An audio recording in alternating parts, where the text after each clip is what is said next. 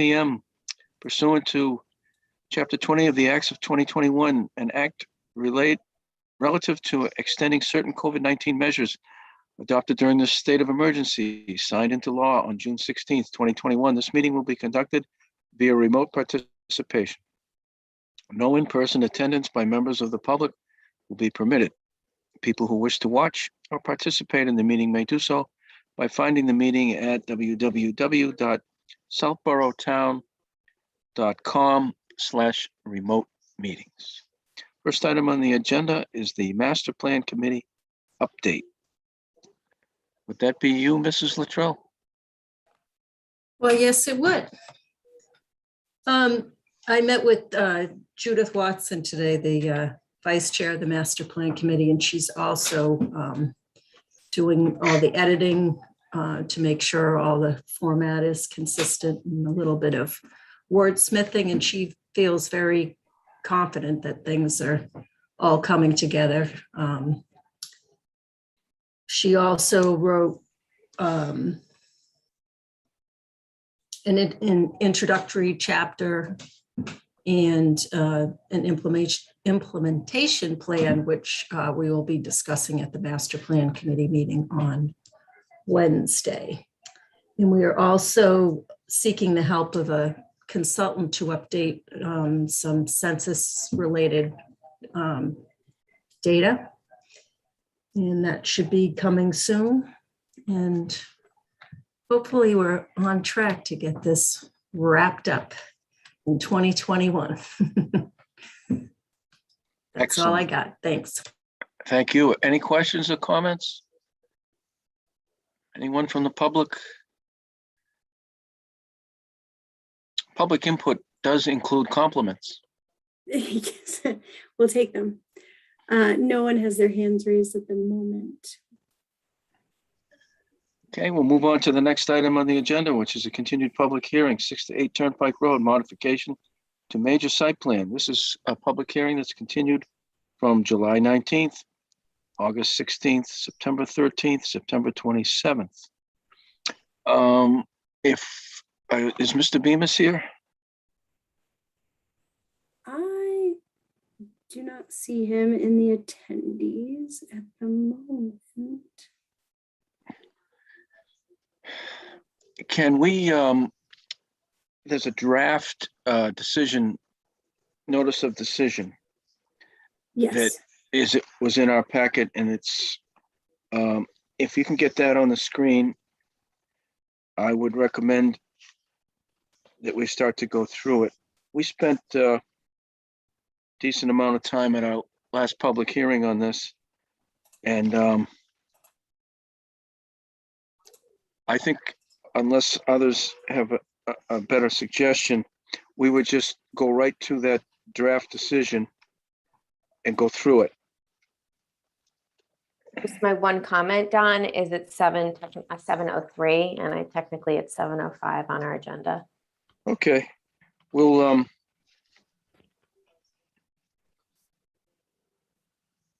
wait till 7:05, which might give me time to find what I was just reading. Sarah, can you designate me to share screen? Oh, yes. Sorry about that.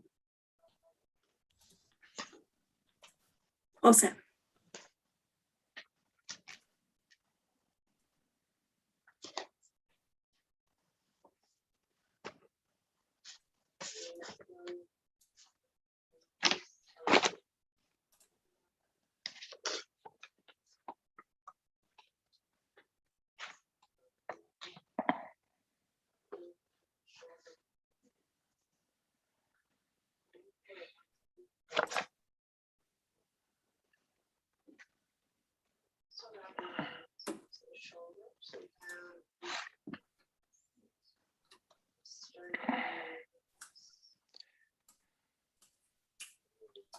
I've got 7:05.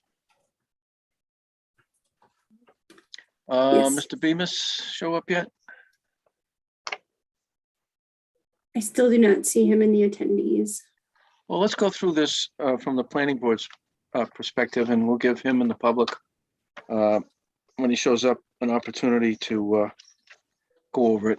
So the first page is the procedural history. And I've read the whole thing. I may have missed some typos, and there was one date that I questioned, but this is essentially correct. Before I sign these, we go through it and make the final corrections, especially relative to the conditions. But this is the standard language for a decision document. Any questions on procedural history 1 through 7? No questions. If not, we'll move on to page 2.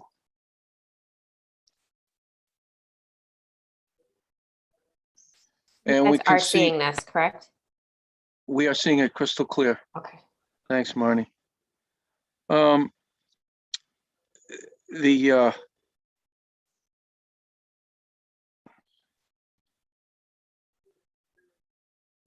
bullets at the top, the second to the fourth one down, is a bit unique to one of these modifications, which is that we received a letter and a $5,000 bond for the as-built, and another $2,000 for the supplemental peer review. Otherwise, and then the last bullet talks about the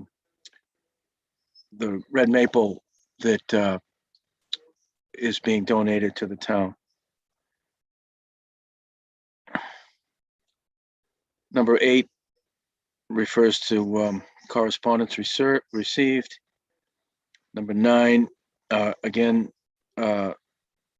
refers to the public continuation and extensions, public hearings, and then the findings. 1 through 4. Again, this is a documentation of how we went through the process. Any questions on page 2? Questions or comments?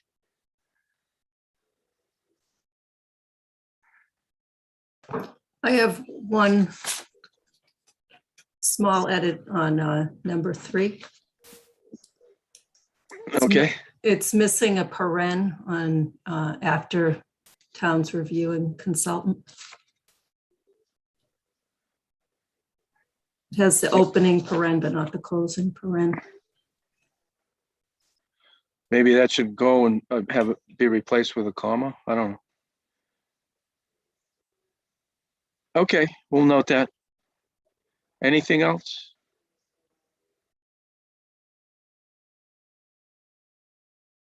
If not, we'll move past page 2 onto page 3.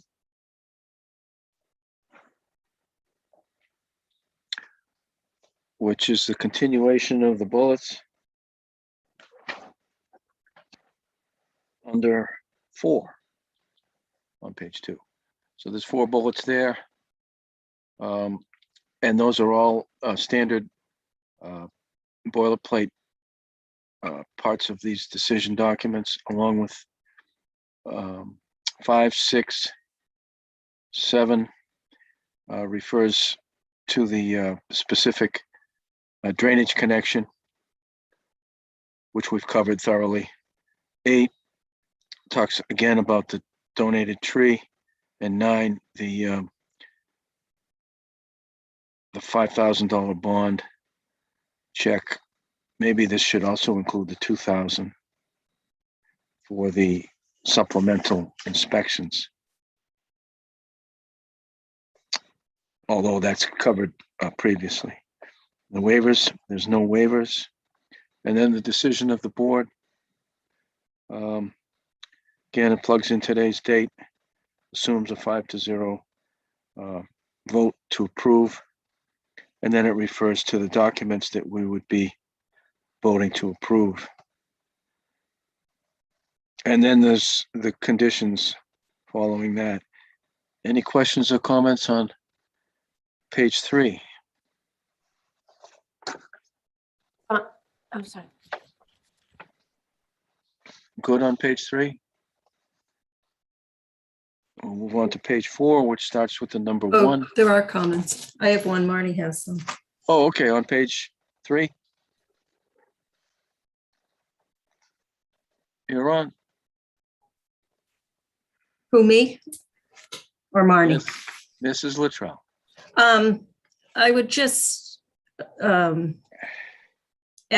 on number 8, the applicant purchased one.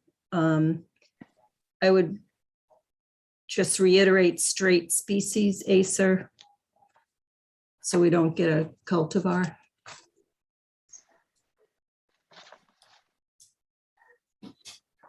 Okay. That's it.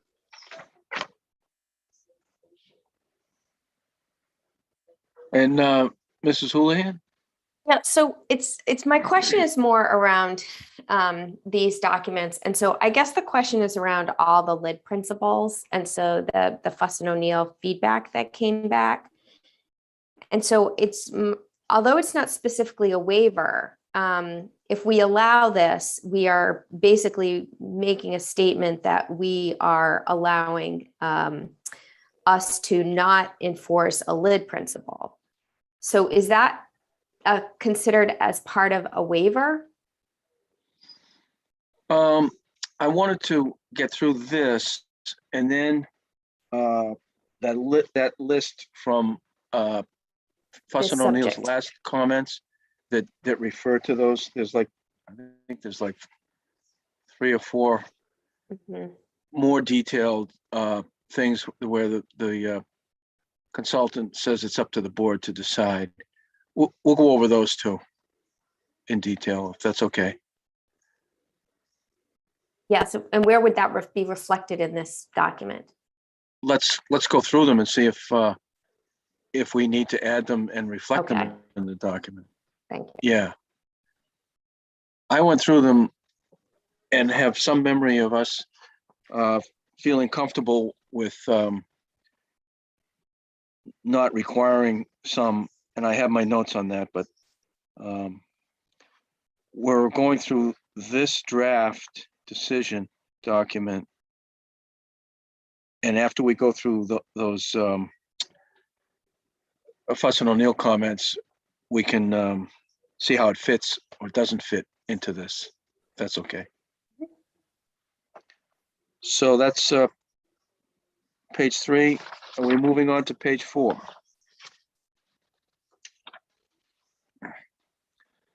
And that's lists 1 through 12 conditions.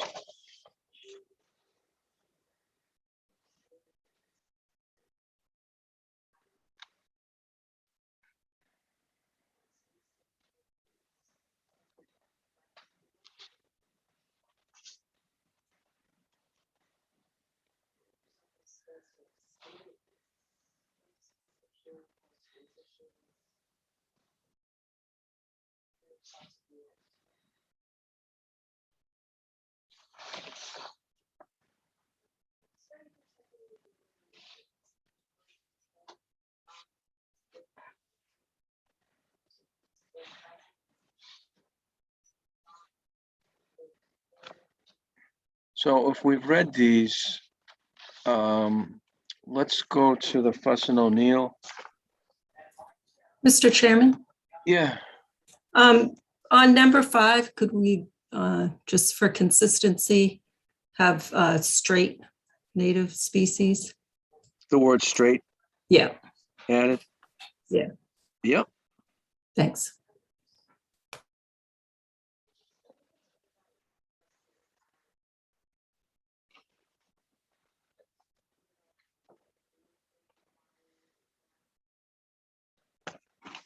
So in the Fuss and O'Neill letter,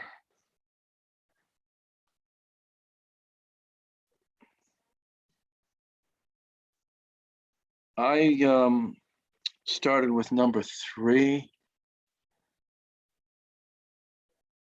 which is right there. And they say It's at the discretion of the planning board to require a review by Fuss and O'Neill once the O and M plan is received.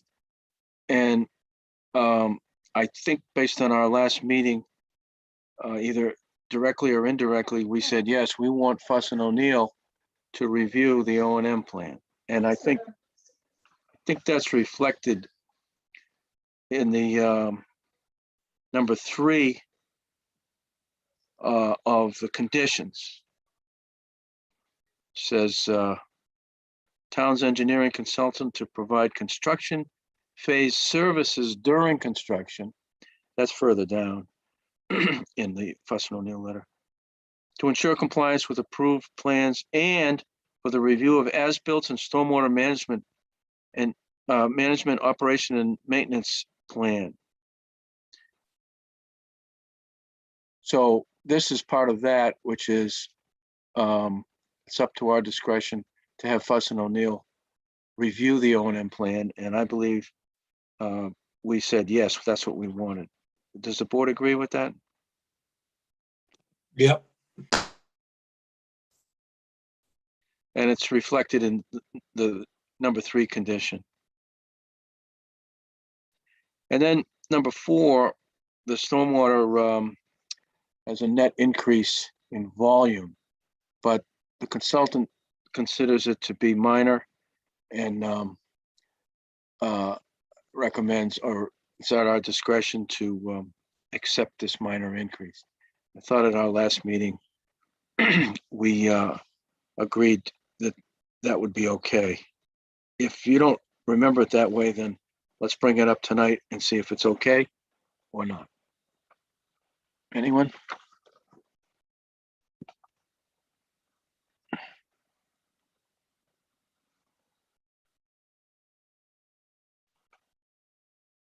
Okay. The next one is what you just brought up, Marnie, which is the removal of one of the lid principles.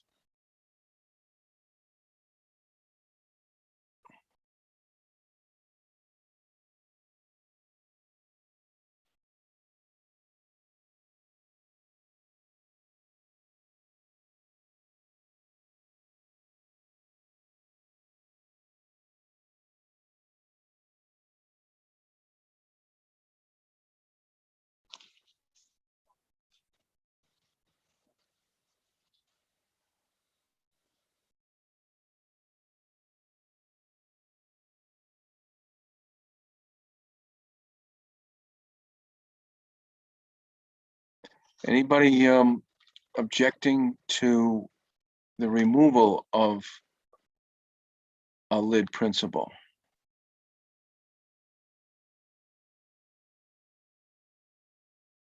Mr. Morris? Yes.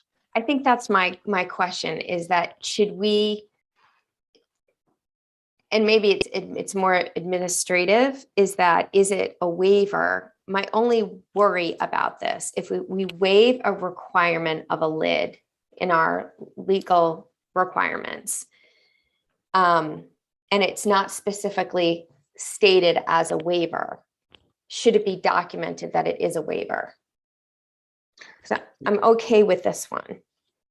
So you think that the section in the decision document that says waiver is none, it should say waivers, and then then be specific to the lid principle that's being waived and the reason that it's okay. Correct. I'm just worried about setting any sort of precedent without documenting it as a waiver. I agree, and I would recommend that we put it in as you stated. The rest of the board, any questions, comments on handling the lid waiver? Yeah, sorry if I'm just not remembering, but did the proponent explain this in any of the previous hearings? I think he did. If you go down or up, there were things that they did, and they say that they had not included them in their I'm not sure, not calculations, but did not include similar pre-treat. Peter is with us now, so in case anyone has any questions directly for him. Peter, Good evening. Sorry, I joined you a bit late here, just trying to log on. But what I wanted to stress, and I'm disappointed that Fuss and O'Neill didn't at least describe this, is that we are eliminating one lid principle, but we're instituting another one that doesn't exist. And that is the infiltrative component that our system will provide, which is a lid principle. We're just substituting one for the other. But what we didn't do in our calculations was take advantage of that fact. So when we express that the volume would increase, it's only because we didn't take credit for the infiltrative component. And we did that strictly to be conservative. We felt as though that the way this whole project had been kind of put together, that approach frankly hadn't been taken. And we thought that if we were going to add on to this parking lot, that the only prudent way to do it was to treat it as if none of that would be accounted for in the design of the storage area. So we provided 100% volume for storage for every cubic foot of water that the system would collect. However, with the soils that are there, because we did do a soil test, we verified the offset to groundwater and we verified that the soils were suitable for infiltrative drainage. And we will get that bonus. I'm just saying that in our calculations, we didn't take credit for it because it didn't think it was a prudent thing to do. And for lid principles, if you'd like me to structure a waiver, I would say I would ask the board to waive one lid principle for another lid principle, because the project can't do both. We don't have the ability to create another water treatment stream because the state highway system that we tie into is not going to let the water go into it by overland flow. We have to do it in a closed system, and we have to discharge right next to the state system where their pipe discharges at a head wall on the off ramp from Route 9. So our hands are somewhat tied because the project was approved in a certain manner, and we're trying to make a modification to that approved plan. But I wouldn't say that we're not having any lid principles here, and I feel like that's the description that's been put forward with the project. I think we're trading one off for another, would be a better way to put it. Thank you. so you're willing to provide the language for a waiver request or waiver that's being granted, explaining why you're waiving one lid principle and providing another? If I had to structure that comment this evening, I would put it that way. I didn't know I would have to do something like this, and I hate to put this off for another 2 weeks if I can avoid it. No, we're going to handle this. This is the draft decision document. We went through it. We started without you, but we're going to give you an opportunity to go through with us again. And the point in this review at this time was Mrs. Houlihan's suggestion that if we're going to waive or allow a lid principle to be removed, that it should be handled in this document as something that's being waived. So if you go to the, you have this document, Peter? I do. You see that section where it says waivers none? Right. Yeah, because we were trying to avoid having any. So we'll just add this and explain it. Okay. I can work with Karina on that. I mean, I think Yeah. I've just stated to you how I would see it, and for the membership to be comfortable with that I don't see us as like we're not following a lid principle. We certainly are. It's just not Okay. not the one that was originally approved for the project. It is a different one. Yep. All set, Mrs. Houlihan? Yes, and that's what I recall, Peter, from our conversation last time. And I think it was just, I don't know if you have it off the top, and maybe Karina will, is the section number, but I think it's really straightforward for what the language would be. So I'm comfortable with that. We'll handle that. If this vote, if it goes to a vote tonight and the vote carries, then it's standard that the final exact language of the decision document is resolved between you and the town planner and then I sign it. So this won't hold you up if we can keep going as we are. So the next one was number 8, but that goes back up to number 3, which we said is one of the conditions. It's the third condition with the $5,000. Number 9, stormwater pollution prevention plan to be reviewed by Fuss and O'Neill. I believe the board's position is yes, we want Fuss and O'Neill to review the stormwater pollution prevention plan. And that's in condition 3 also.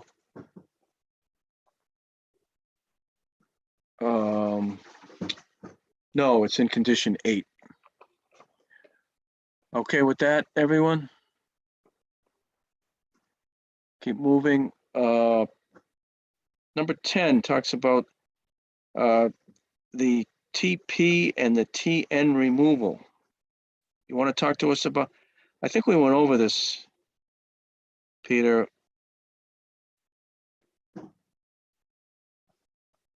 The final comments from Fuss and O'Neill wanted me to go through again another financial cost analysis. I had described it to you that it means basically for the cost of this project to do phosphorus removal with the jellyfish product, which Contech is it's proprietary to them. It would absorb about half the project cost. So it's just not, it's not cost effective for the scope and scale. Unfortunately, I mean, if there was a more cost effective way to do it, we do it. There just isn't. But we're getting other things with it, which the project, which this doesn't take credit for. Again, I can't take, we deliberately didn't take credit for the infiltration piece because it seemed it's self-serving. And I didn't want to take that approach with this because I didn't want someone to say we were being self-serving with it. We really wanted it to stand on its own 100% as if we got no credit for that. And so we didn't. And so we don't get credit for any of it. And I can't start taking credit for parts of it and not other parts. But I can tell you effectively that less stormwater will leave the site when we're done. And it's being pre-treated sufficiently. And so the receiving water that receives it will see a lower phosphorus and a lower nitrogen loading than it normally would have under the previous system. And it's just, that's all there is to it, but I just can't take credit for it. So is the board okay to accept the applicant's design relative to TP and TN?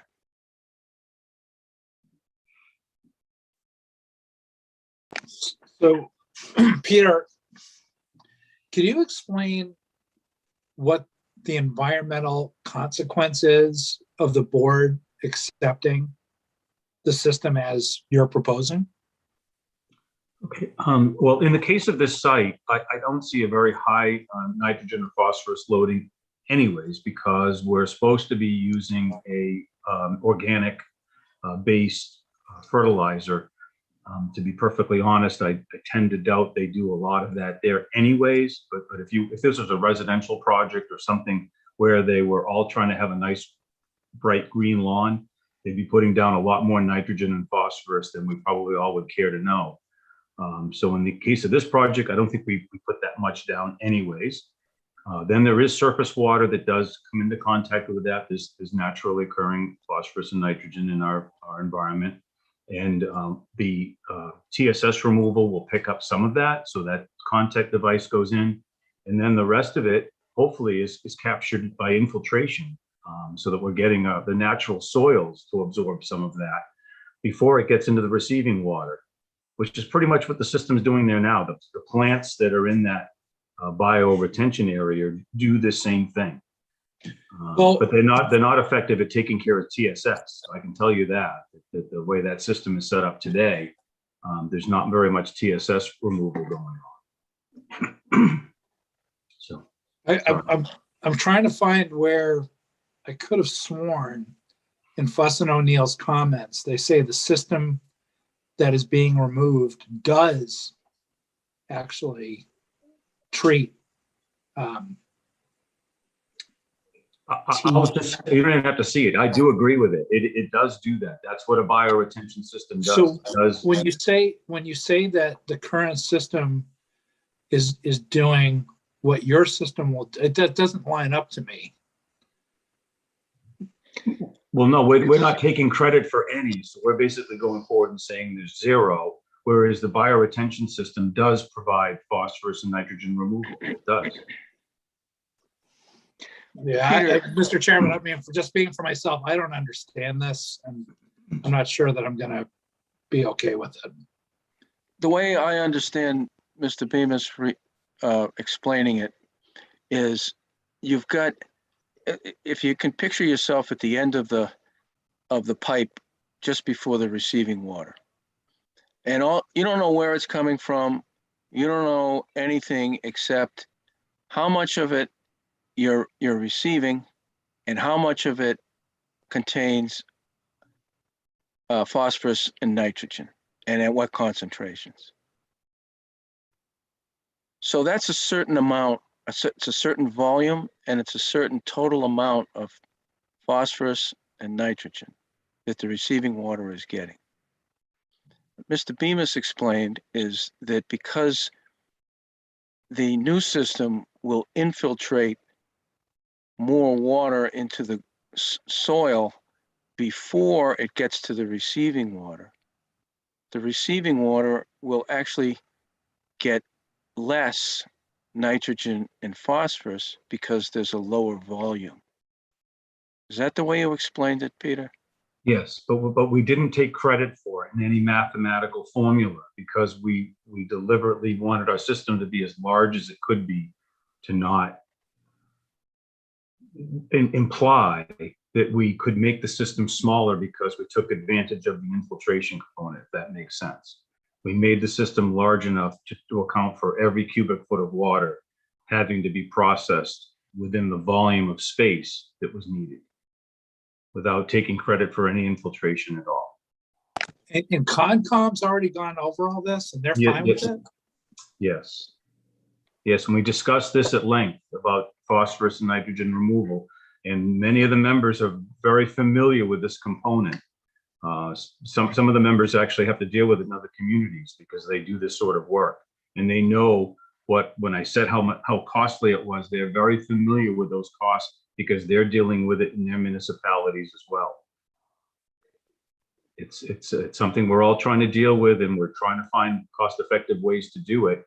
I believe that our system, if I was to try to put a drop or have a water collection system today to monitor the quality that leaves and then do the quality of water when we're done, I would just say, based upon the experience that we've had with the systems that I'm proposing here, that I think you'll actually have equal or better because it's doing the technique in a different way, especially on the large storm events, which this system doesn't do at all. The system that's there today, if there was a very heavy rain event, it would just go right out. And there'd be very little treatment. Whereas the system that we're going to be putting in place will actually collect that high TSS removal, and it will also infiltrate that stormwater at that very high level, which the system that's there today doesn't do. Just it's totally two different ways of approaching it. And I wish there was an easy answer. Going forward, we probably, if this was a new project, we could try to do both. I just can't do both with the circumstances that we find at this site because I have a highway system that I have to tie into, and they are not going to allow me to change the way the water is received by the highway system. And that's why they were ready to agree to this too, because they anticipate that we're going to have less water. They're going to see less water than they see today from this system. Thank you. Any other questions or comments? The way Mr. Bemis explains this, and as a civil engineer, I've had some experience with this, and I accept his explanation and believe that it's equal to or better. Mr. Chairman, Mrs. Luttrell. similar to the previous situation, should that be noted in a waiver since our consultant says it doesn't meet the requirements? I'm fine with that. Yeah. Okay, Mr. Bemis, okay with that? Yeah, yes, I'll Okay. be happy to work with Karina to do that for you, sure. Okay. Any other questions or comments on number 10? Number 11 was to have, where's number 11? There is no number 11. The next one was 15. No, under the conditions. Oh, conditions. Do you want me to go back to conditions? Yeah. Okay.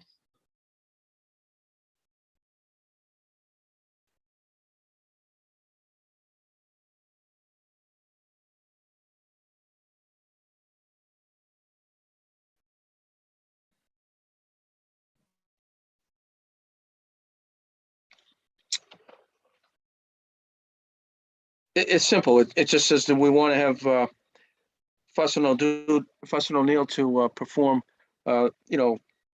construction progress inspections and to review the final as-built, and that's the 11th condition. No, it's not.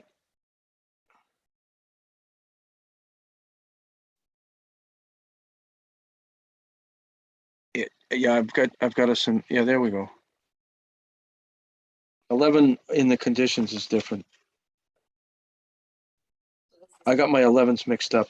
Anyways, it talks about hiring Fuss and O'Neill to perform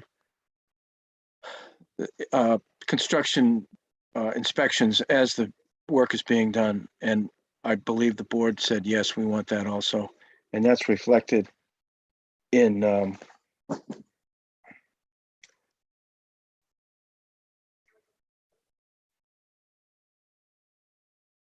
number 7 of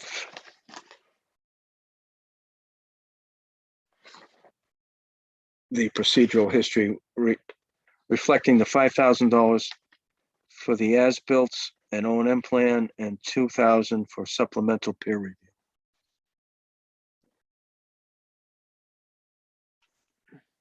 So which document is on the sheet now? Is on, oh, okay, the decision.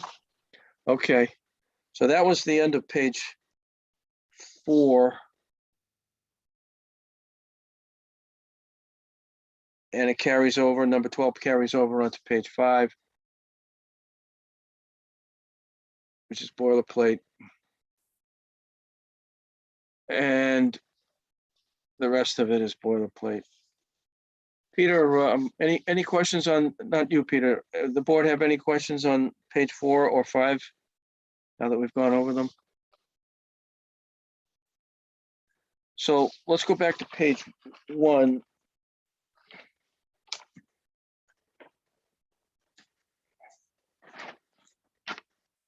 For Peter's sake, you've got page 1 there, Peter? In the draft decision, yes. Yep. We didn't change anything there, did we?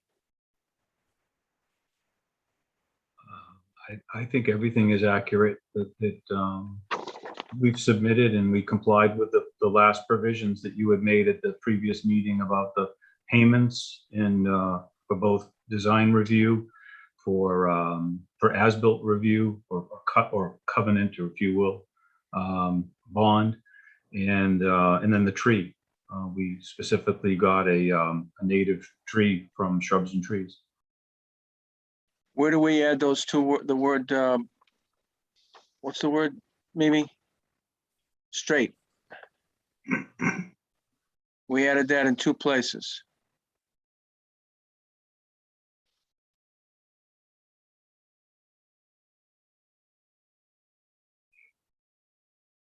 On the natives, I'm fine with that. I actually was on, I just wasn't, I wasn't able to speak during that period, but I saw you going through the review. So I'm comfortable with, I'm comfortable with all those items. Thank you.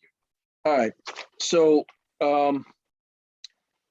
having gone through all of that, cleared up all these other items, we'll open it up to the public. And then based on that, the next step would be to close the public hearing and then to entertain a motion to approve the modification subject to what we went over tonight and is in this draft decision. So any questions or comments from the public?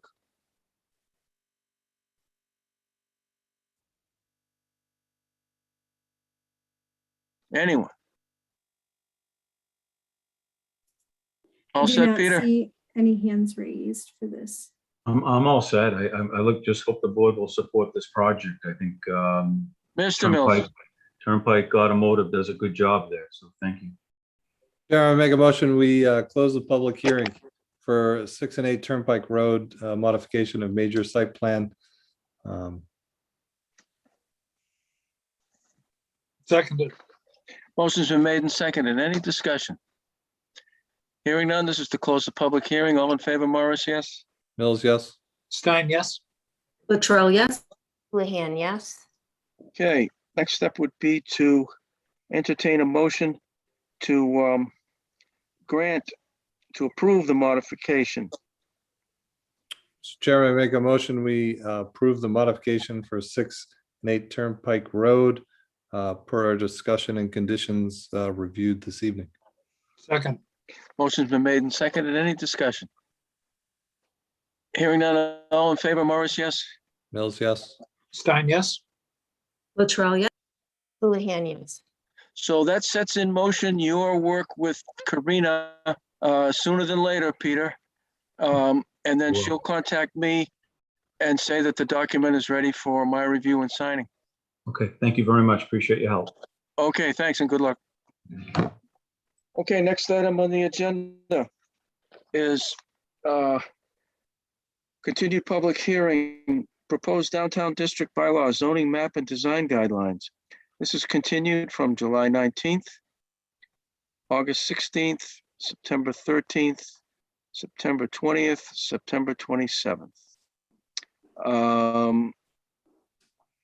So we see that the Economic Development Committee and the Board of Selectmen have also posted an agenda for tonight's meeting. So we will, I guess, start with the EDC. Are you there, Rob? Yes, he is. We'll allow the EDC to come to order.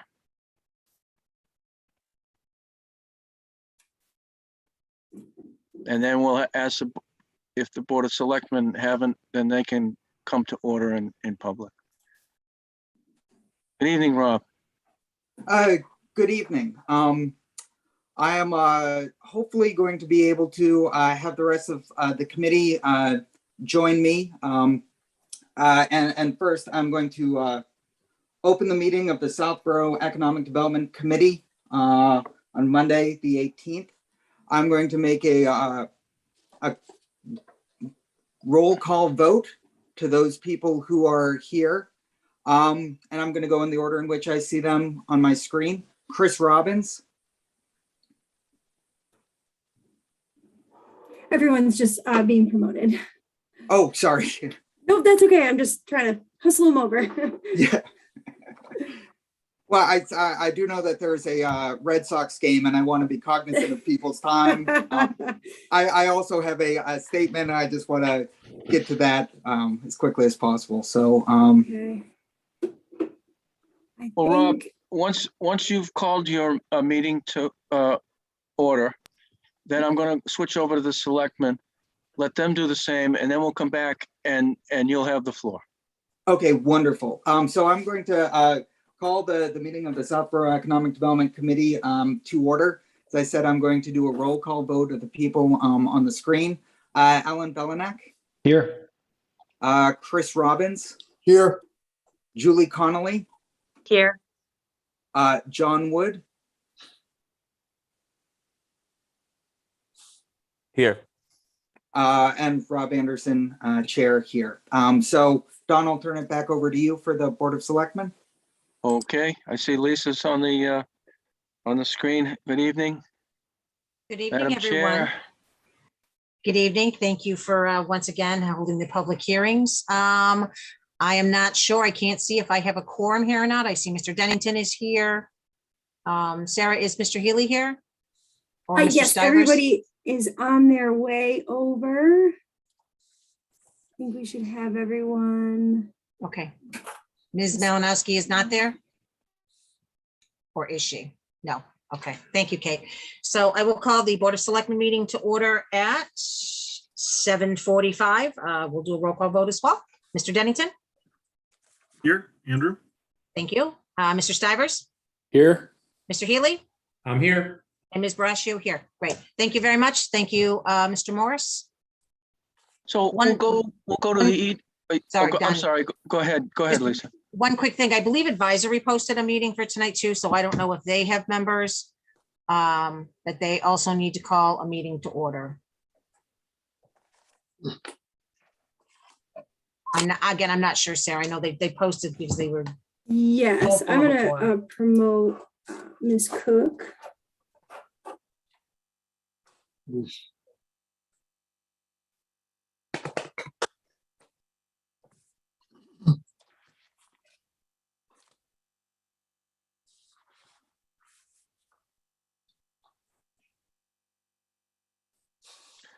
Hello, Kathy.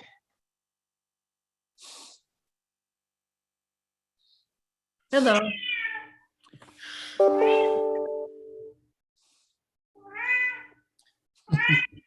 I doubt if we've got a quorum. Sarah, anybody else you see from advisory? I see Andrew Pfaff.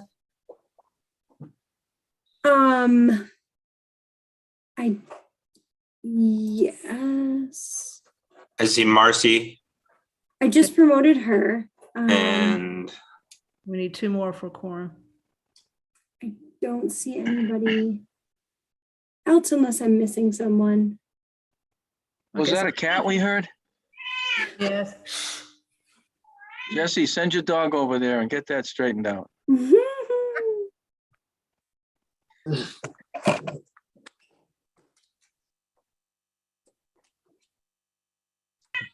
Okay, so we're here just to listen. You can put us back out. We don't have a quorum, so we're fine. Okay, Okay, when you do, just let us Thank know you. if you want Okay. to come to order. Okay, so let's go back to Rob and the EDC's portion of the beginning Yeah. of the hearing.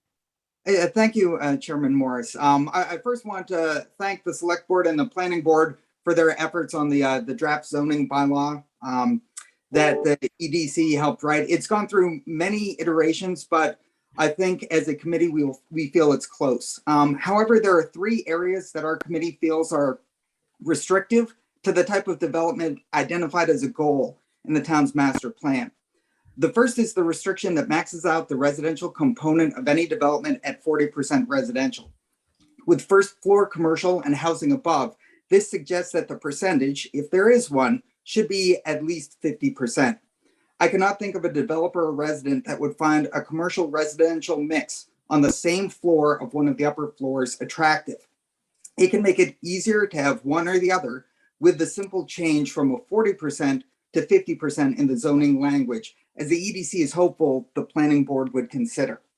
Secondly, the EDC feels that the number of residential units allowed by right is too low. The EDC had started with a higher number of 12, and we have adjusted down from that number multiple times.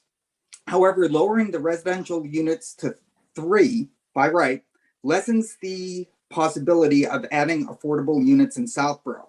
Within the draft zoning that we wrote, a developer is required to provide an affordable unit for projects over 4. By having a by right number at 4 instead of 3 units, a developer will have a choice. They can either choose to go to 4 units and, as a win for Southborough, provide the town with an affordable unit. Or if the pro forma does not work, they'll stay at 3, the number proposed by the planning board. It seems reasonable to encourage affordable units in the town, and hopefully the planning board can see how a movement from 3 to 4 units by right can benefit the community. The EDC's last concern is on the floor area ratio, more commonly known as FAR, restriction of 0.3 for the overlay. At the select board meeting in June, the EDC, at the request of the select board, supported adjusting the FAR down to 0.35. That compromise seems realistic as the request did come from the select board. The restrictive change from 0.35 to 0.3 was a bit of a surprise. The overlay is meant to demonstrate to developers that we are business friendly. When the FAR for residential development is 0.3, the same as the overlay, it seems counterintuitive to what the master plan wants us to accomplish.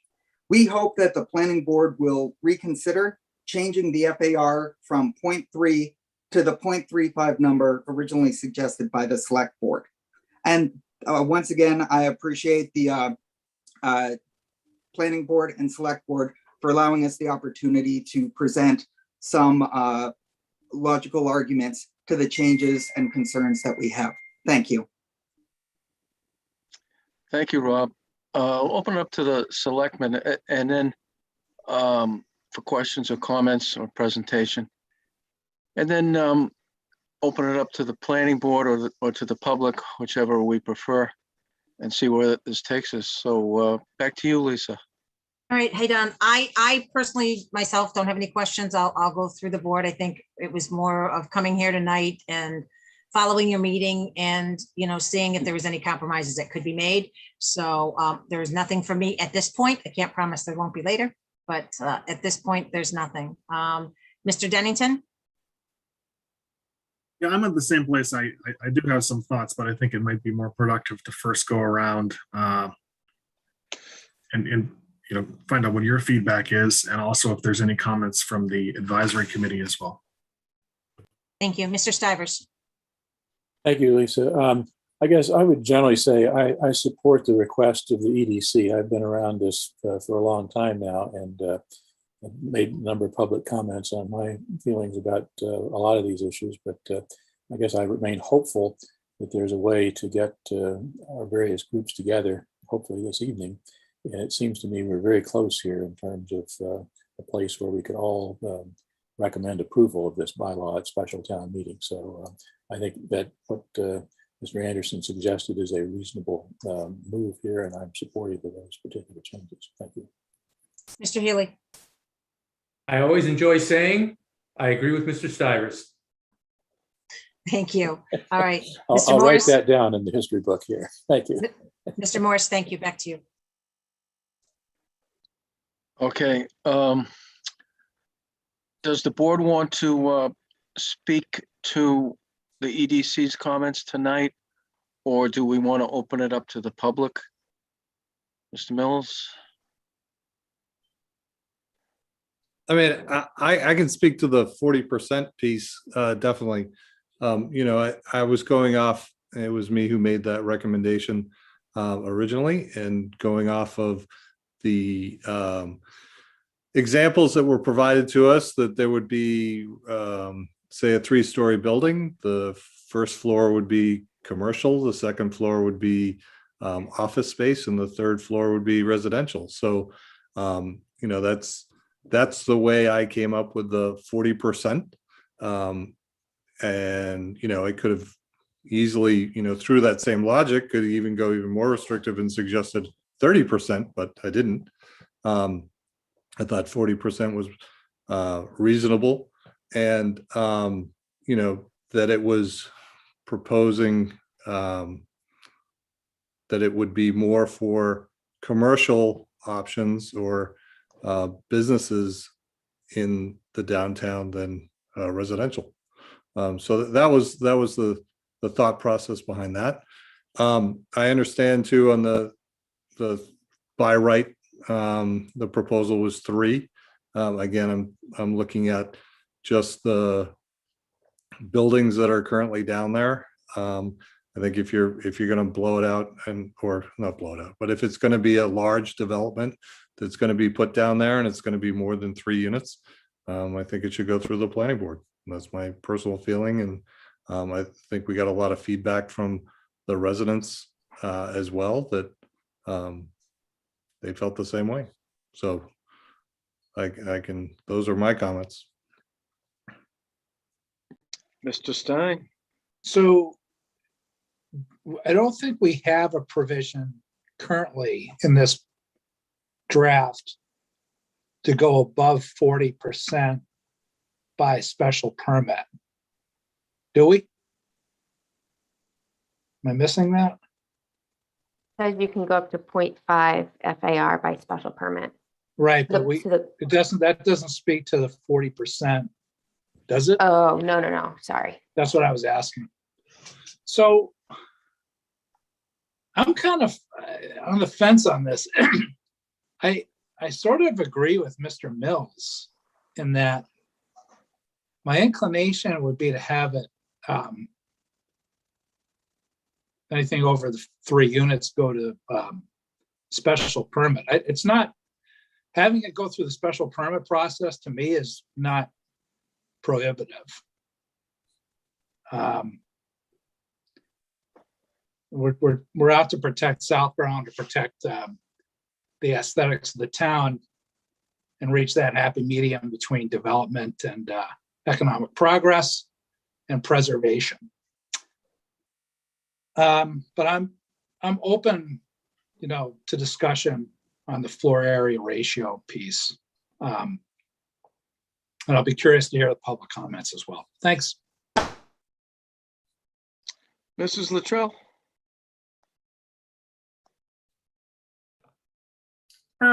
Thank you, Mr. Chairman.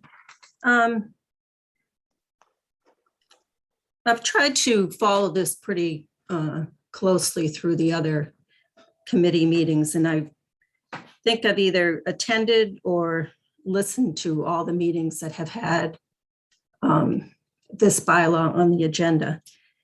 My first question is the change to 50% and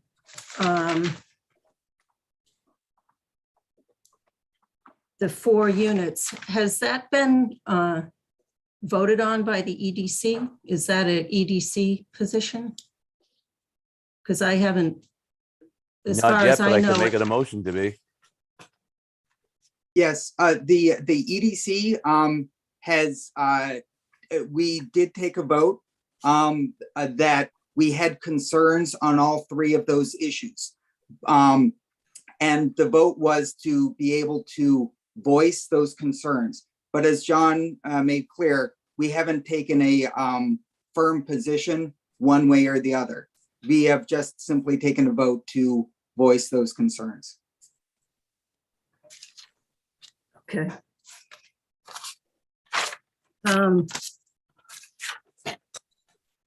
So the vote was on June 22nd for the EDC position. And I just wanted to answer one of the concerns that was raised in the EDC's letter about the 11th hour changes. And I wanted to refresh your memory on 6/22 at the Board of Selectmen EDC joint meeting. It was the expectation that after the bylaw, the map, and the guidelines were sent to the planning board, that the planning board would open public hearings, take public input, and very likely suggest amendments or changes to the bylaw and get them back to the Board of Selectmen before the end of September, which is what the planning board did. So I think to say that 11th hour changes were made when it was the expectation of the Board of Selectmen and the EDC is very disingenuous. As to the 40% restriction, this bylaw is supposed to promote small or encourage small scale commercial development in the downtown. As the bylaw was originally written, there was a 10% minimum commercial.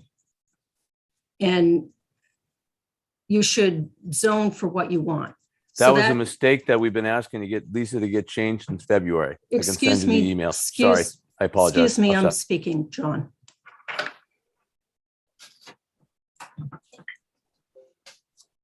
So it was intended to be a commercial bylaw, so you should zone for what you want. And the 40% makes perfect sense to me because that encourages a majority commercial in mixed use, which from all the literature that the EDC has passed out is what they're trying to encourage in the downtown, small scale commercial development. Residential is much easier to do. So if you have a very small commercial requirement, what you're going to get is residential buildings.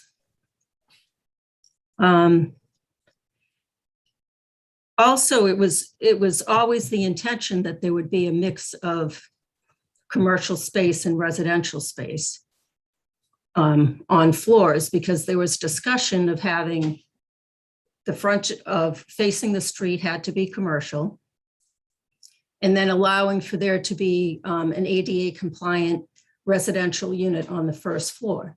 So there would be a mix of commercial and residential on the first floor.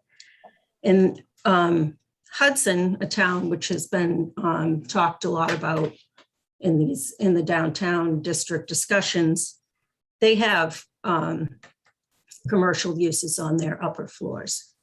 So it's not unheard of in a mixed use to have mixed uses on the floors, to have commercial uses on the upper floors, although it's required that the bottom facing the street is commercial. The reduction of 3 units by right in a mixed use, I think makes perfect sense because a 4th unit requires affordable housing. And the affordable housing must meet the DCHD requirements so that the units are eligible for our SHI housing inventory. And I think it's onerous for us to put that on the building commissioner, to have her be responsible for ensuring that the affordable units meet all those guidelines. And it makes much more sense to have the planning board make sure that all those guidelines are met and that affordable units will count towards our inventory. The floor area ratio, the 0.30, the purpose of the downtown initiative was to encourage small scale development. The permitted uses that promote the conversion of existing building in a manner that maintains the visual character and architectural scale of the existing downtown. In the existing downtown, the average FAR is 0.26. So at a 0.30 would keep it within that existing scale, which the EDC had written on their the literature they sent out to residents and businesses, that there was one of the goals.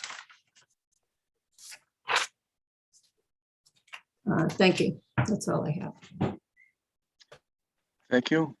Mrs. Houlihan? Yeah, I'm in agreement with my other planning board members. I think with the purpose to encourage small scale development, I think we actually made huge strides in bringing by right use in a district that did not have that before. For all intents and purposes, I feel like we're talking about one lot right now that's available.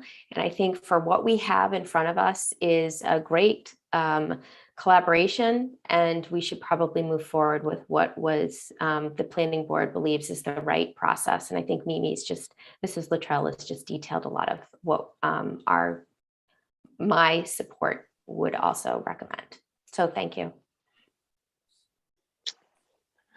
Very good. Mr. Chairman, just sorry, one last thing. Sure. Sorry to interrupt. No. I wonder if, we might want to consider going above in the definition section under mixed use development, allowing the ground floor facing the street usage the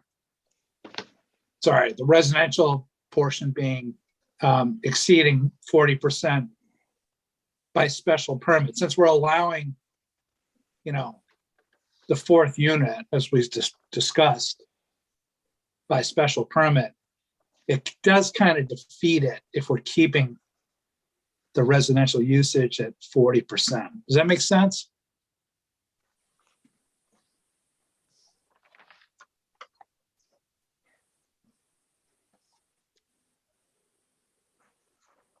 In other words, if we're allowing 4 units or more by special permit in a mixed use building, inherently we would have to have some concession for greater than 40%, unless unless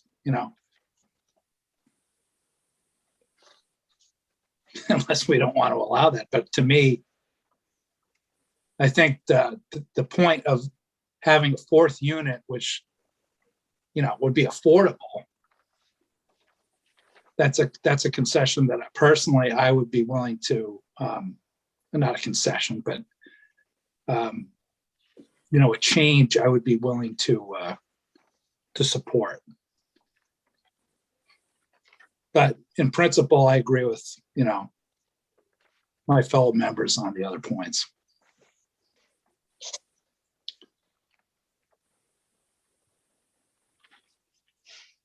Thank you. I too agree with my fellow board members at this point in time. We've been at this for quite a while.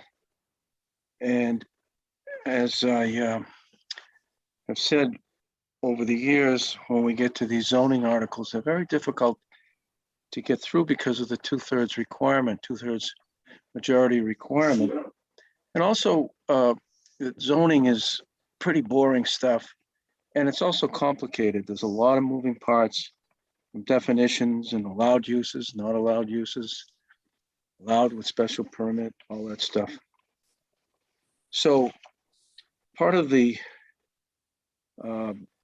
formula or recipe to get zoning articles through the town meeting is to try to keep it simple as you can, and not have people, although sometimes people might say that the reason we allow amendments is to make it better. And so that's why it's allowed to have amendments at this point in the public hearing and right up until the town meeting, including the town meeting. But we've seen over the years that once you start introducing amendments, people, there's not a whole lot of time to explain the impact of the amendment and have people understand that. And we find that at the meeting, people throw their hands up and say, this needs more work. Let's indefinitely postpone it. I also noticed over the years that a unified approach by the town leaders, the town boards, elected and appointed, gives the people a comfort level that that many people with that much experience and time in looking at these items, if they're comfortable with it, that some people will say, then I'm comfortable with it, and they'll vote for it. Others may consider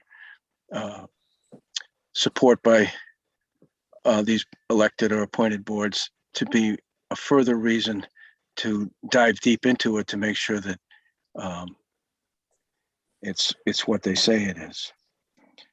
So I believe that at this point in time, having the three board, the differences The differences that are being proposed from the written warrant are, to me, they're not showstoppers. They're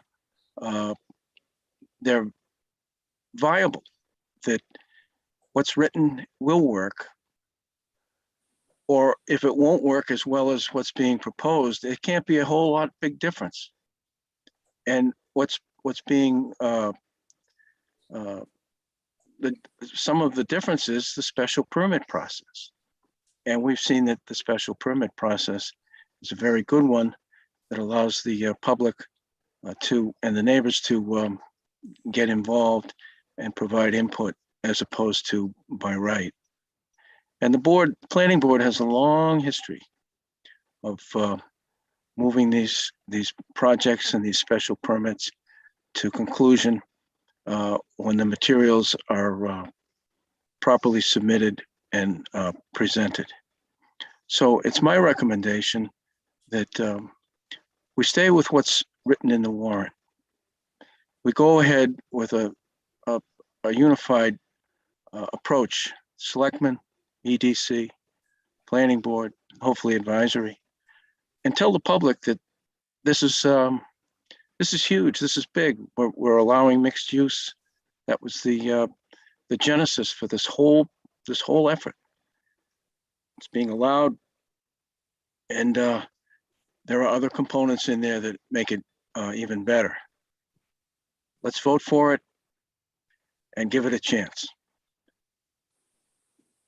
As we saw in the public hearing, some people are asking to have their properties added to the proposed district. And that's maybe a good idea, maybe not, but it's not for this time around. And as far as the housing component, another good idea, but this article should lean toward economic development and give it a chance. And that's the way I feel. And I would hope that that you would see that it's more important to have a unified approach with something that will work than take the risk of adding amendments and having people get confused and have the whole thing delayed, put off, and we wind up with nothing. So I'll open it up. Let's open it up to the public, and then we'll come back around to the EDC, the selectmen, and anyone else that wants to speak, planning board, so on. So we see a lot of hands up, but let's go to the public. We've all had a chance to speak initially, and then we'll come back to the EDC. Anyone from the public? Neighbors, anybody?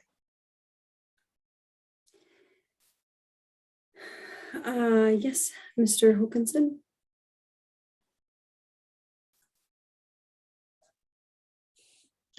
Good evening, Ray. Ray Hokinson from 10 Main Street. On everybody's inputs from the EDC to the selectmen. Hard to hear you, Ray. Can you hear me? Can you try that again? I did hit the mute.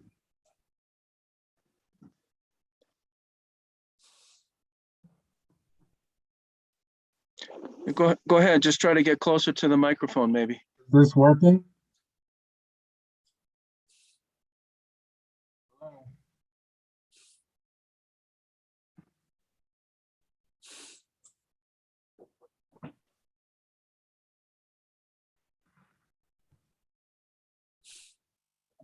Hello? Go ahead, Ray. Can you hear me? I am speaking. Can anybody hear me? No. Okay. Try to unmute me again. It's not a matter of muting and unmuting. The audio is just very muffled. Oh, I'm sorry about that.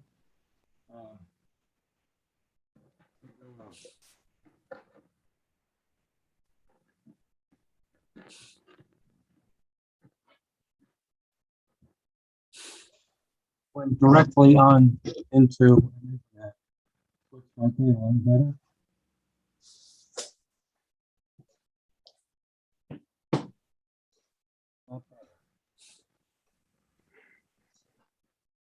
If it's muffled, I'll just say I liked all the inputs from everybody. I thought that I liked the planning board's agreement. Just listen to the people, to the residents' inputs. And I just would agree mostly with the views that I've heard from the planning board.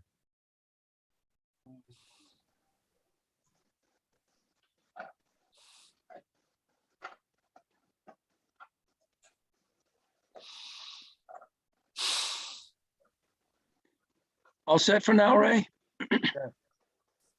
Anyone else from the public?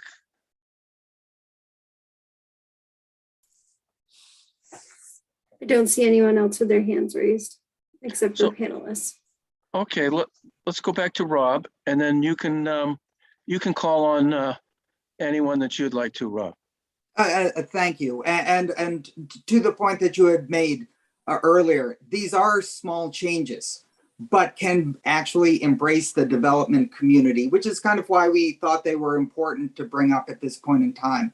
But what I would like to do is first recognize some of the members of the EDC who have joined me tonight. I know that I saw John with his hand raised first, so I'm going to start with John and then go to Julie on the EDC. John? Thank you, Rob. Thank you for Donnie, Mr. Chair, for allowing us to come tonight. First off, I'd just like to apologize to Mr. Chow. I didn't mean to interrupt you, and I apologize for that. But we keep going on about this 10%, which was never the intention. You said, well, we shouldn't have presented that at the hearings. We've been trying to get that changed. I can go through emails since February. I know that at one point, Julie even rewrote it to have it changed and turned in. It just never got in. So I apologize for that, but I just want to make sure people know that was never the intention to have 10% in there. I think we're so close. I echo the chair of both committees, EDC as well as the planning board, that we're so close. But in my eyes, that they're small, and obviously I want to try to go my way a little bit. But for me, going to 4 units from 3, we have a better chance of getting a developer to come in and have 3 at market value and 1 at, say, 60% for apartments or condos over the 4. And to say that it's too much work for the building inspector to handle the part with the DHCD, it didn't sound, you may be right, but when I spoke to DHCD, it didn't sound all that hard to do, and to keep it from getting, to keep it in our census. I know there was a problem with some before where the information didn't get turned in time, so we missed the safe harbor, but that's that in the past. It's not now. I think that we can take care of that part. So the affordable housing, we've been talking about diversified housing in town. Yeah, mixed use is mainly about commercial, but it's also, there is a housing component of it, and diversified housing is also affordable housing. So I don't think we need to have anything big scaled, and there's really nothing that can fit. And I agree with that. So I'd love to see 50% instead of 40, because it just makes sense. A 3-story building down there, I don't really see fitting with the design guidelines and other things. I'm not saying it can't happen, but I just don't see a 3-story building working with some of the things we put in place in this and oversight. So to have a 50%, at least you can have the whole 2nd floor as residential, which just makes sense to me. That I don't pretend to know code or engineering or any of that. That just makes sense. And the other thing, we're so close. The FAR, I could live with the 30 personally. That's just me. If that was a consensus, 30, 35, that's not that big a deal. But the 50% and 4 units, that is to me. And the way I look at it is we have at least 3 of the 5 select board that are saying that they're voting for this because we need something. And this is better than nothing. We have the chance to make something good that everybody can agree on and work with just a couple of minor tweaks, one way or the other. And I agree, it would be great if we could come to some type of a collaborative vote and everybody would be on the same page. because we're so close to having something not that just is there, but something that's there and everybody thinks it could work. That's it for me. Thank you. Excellent. Thank you, John. And now I'd like to turn it over to my colleague, Julie from the EDC. Thank you, Rob, and thank you everyone for having us. And I appreciate all the comments that have come forward so far. I agree. This has been a tremendous effort. It has taken a huge amount of collaboration. We've gone over this so many times, and we are very, very close. As far as an amendment, I think that if we could go to town meeting, I agree with Mr. Morris that having a united front is really important because this is very complicated. So our towns, our neighbors and friends at town meeting are going to be looking to us for guidance because, after all of this time that, even people have been following closely, I know it's very complicated. So certainly it's not something that most people are going to be able to digest in 15 minutes. So, but I do believe that these couple of points are very, very critical, and that, we can all agree, okay, we came to consensus on paper, but if we don't have something that actually works and does the original intent of why we came forward, which is not only development, because the two actually go hand in hand. Initial request was, can we add residential as one of the mixed uses? And that's what started off this whole process. So that being said, I think mixed use also, as we've talked about from the beginning of this process, meets other town goals that have been, that have come up again and again and again in tens of, if not hundreds of thousands of dollars that the town has spent in studies and master plans and consultants and that have been approved and that have been agreed upon and signed off on even by this planning board, including I believe there's a 2016 housing plan and the 2008 master plan, which all had the same goals, which align with what we're trying to do here. My concern is that the 40% really undermines the entire intent of allowing mixed-use development. I hear what Ms. Luttrell was saying, and I hear what Mr. Mills was saying. Sure, it would allow a 3-story building to have a first floor of commercial, a second floor of maybe office, and a third floor of residential. That's fine, but we don't know that a proponent's going to come forward with a 3-story building. We've restricted height. We have other restrictions with FAR that make that potentially more difficult. So I'd like to have the opportunity to have a 2-story building. And while I understand Ms. Luttrell's point that we've already contemplated having mixed uses by allowing the opportunity to potentially have a residential unit on our first floor to allow for ADA, because we thought that that was the right thing to do. I don't think that commercial really works well as a second story. Maybe there are some rare exceptions, but most commercial owners, will tell you that they don't want to have a commercial space on the second floor. That's just not good business. They wanted street level. So I don't really understand what the harm is in increasing the percentage from 40% to 50% to allow a 2-story building to actually be mixed use. I think it will be very difficult for a proponent to come forward with a 2-story project with this restriction in place. The second issue regarding the number of units from 3 to 4, my concern here is, again, from the beginning, we've been talking about not just us, and it's, this isn't necessarily a EDC specific goal, but it's certainly a town goal that's been given a lot of lip service over the past several years about how we want to diversify housing, how we want to improve our affordable housing stock. Now, if we require, so if we say, okay, proponent, you can have up to 3 units without a special permit. If you want a 4th unit, you have to get a special permit. Now, that 4th unit, because it will have to be affordable, the developer is going to make less money on that unit. So for them to have to jump through another hoop to get the use permit, and I want to remind everybody that this is only the use permit, just because there's something is allowed, their use is allowed by right, doesn't mean that they bypass the planning board. It doesn't mean that they bypass any other permits or approvals or committees. It just means that this use is allowed by right. And I think it's a statement, it would be a positive statement coming from our town to say that we want affordable housing. We want 4 units with one of them being affordable. I find it difficult to see a situation where a developer is going to want to jump through that extra hoop to get an extra apartment to make less money. I understand the concern about wanting to have oversight, but I don't think the use permit changes that picture. A proponent is still going to have to comply. And my understanding of affordable housing is that really the only thing that needs to be done is that that apartment or unit needs to be deed restricted to affordable housing. I don't think that it requires that additional level of oversight.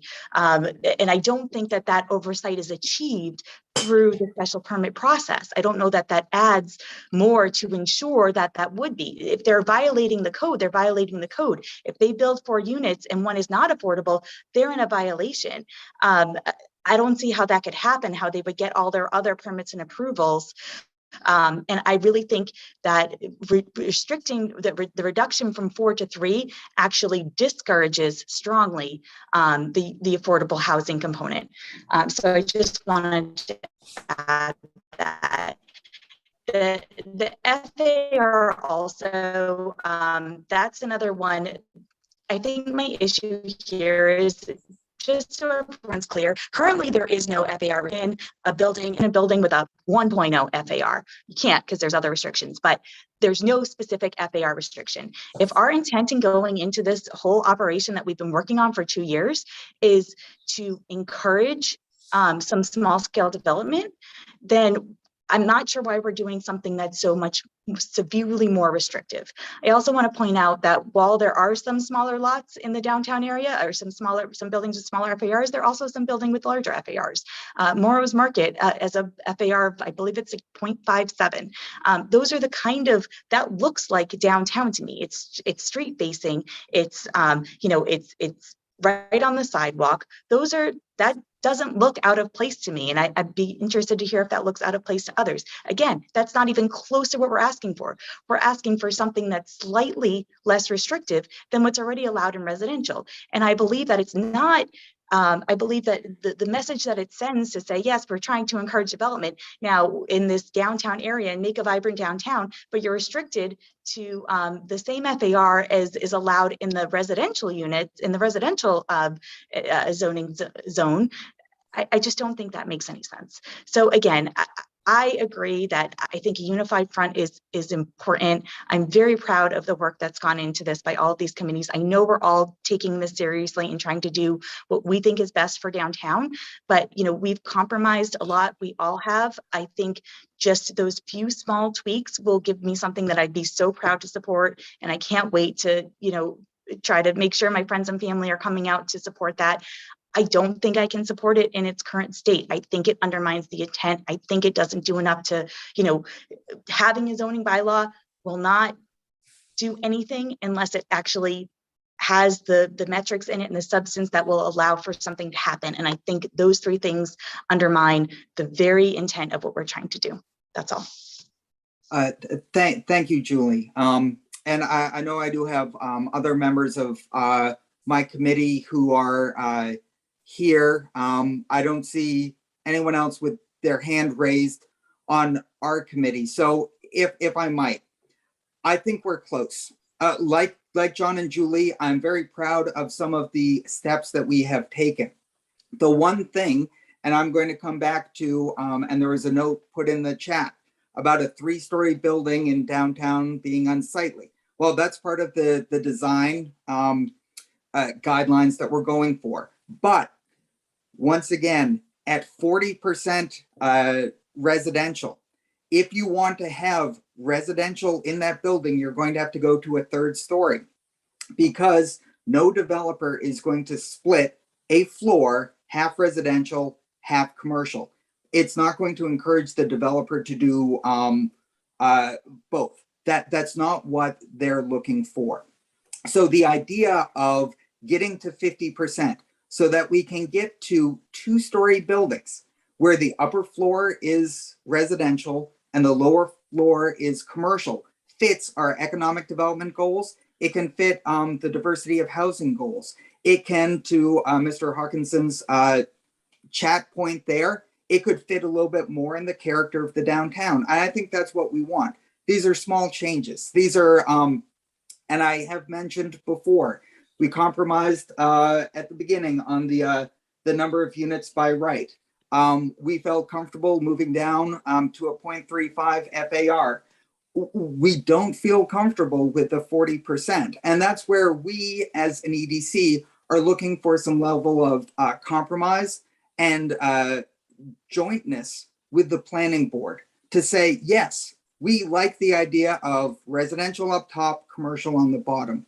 And that's where that percentage can be useful. So unless I have any other members from my EDC committee, what I'm going to do is lower my hand. We are here to answer some questions. At some point in time, if we need to take a vote or if you need us to close the meeting, Chairman Morris, please let me know. But I'm just going to lower my hand and put myself on mute. Thank you. Andrew, you had your hand up earlier. Kathy, did you want to go first?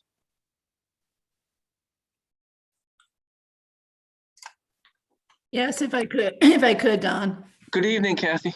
Good evening. So advisory still does not have a quorum, so Andrew and I are both speaking individually. Advisory will meet Wednesday night. But just to remind everyone, advisory's role is not to say whether 35 or 30 is right or wrong. We're to take a position and make a recommendation to the town meeting as far as what we think they should vote on. So we're trying to make sure that we have heard all viewpoints on the 3 points that are being discussed tonight. So I've listened very closely to everyone, and everyone's made a very good argument, let me say that. But if I had to pick where I think the better argument is on all three, I believe EDC's got the better argument on the number of units. I think they've got the better argument on the 50 versus 40. And I think the 35 to 30 sounds really arbitrary. I don't think it makes much of a difference. So I'm not sure where you come out on that one as far as whether what would make a developer want to do this or not do it. So I encourage Don for you to maybe rethink those two. The 50% really is going to, you know, as you said what you said a few minutes ago so eloquently. So I'm not going to repeat what you said, but it's exactly right. These things are hard to understand by town meeting. These folks come, this is not their background. They're trying to do their best. They may have very little knowledge till they get there that night. We don't even know who's coming on the night. We're still in COVID. We're inside. We're all going to be spaced apart. We can't talk to each other very well. So it's going to be a strange meeting as it is. So I don't see how we think this is going to pass if we get to that meeting and start arguing about these 3 things. So I really think that EDC, I think BOS is probably going to go along with what gets decided. So I think that they just want to get something in front of the town to get voted on. So I think it's really between EDC and planning board to try to come to an agreement on these 3. And I do believe EDC is probably compromised a lot more than planning board. So I know this is sausage. I know that it's messy. I know you believe what you said tonight, but I don't think we're going to get this passed with a 2/3 vote if these two groups don't agree before the meeting, even if it requires an amendment, Don. So I know I hate the amendments too, but if you do it right up front, right away, and you say everybody agrees, you're going to have a better chance of getting it passed than getting there and just having this turn into a free-for-all as far as talking about these numbers that to some are just going to sound really strange, except for the 50% one. When you talk about a 2-story building where half of it is residential on top and half below, and you'd rather have a 2-story than a 3-story, I think that one will ring a bell with most of the audience, if I had to guess.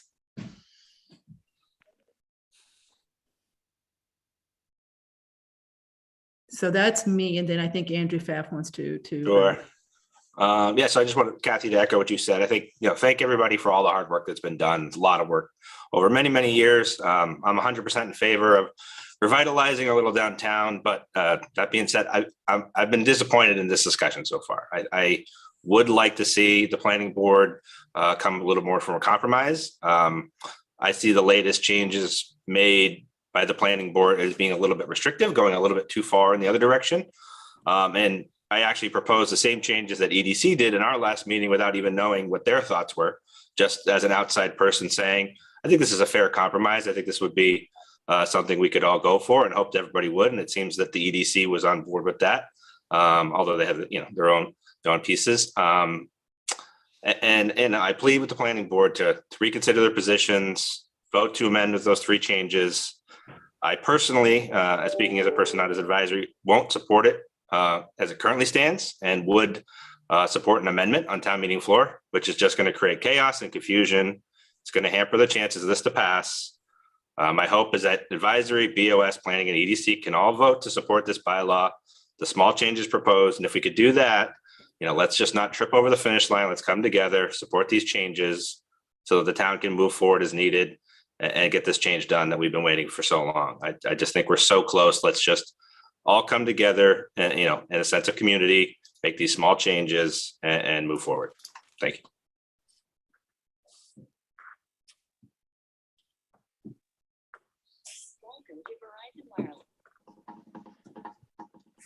Marcy, do you want to go next? Is that okay, Don? Because she's on advisory. Yeah, yep. Hi, this is Marcy from advisory. I just wanted to make a couple comments about what's been said. Andrew and Kathy and I may disagree a bit, but I am in full support of the planning board's recommendations and really believe that what Mimi said is accurate. If you zone for what you want, and I believe that in downtown we really need to have a consensus on that. No, I'm voting. I'll vote for whatever Rob proposes. Sorry, I think. If I might, Chairman Morris, I thank you, Chris. You were unmuted.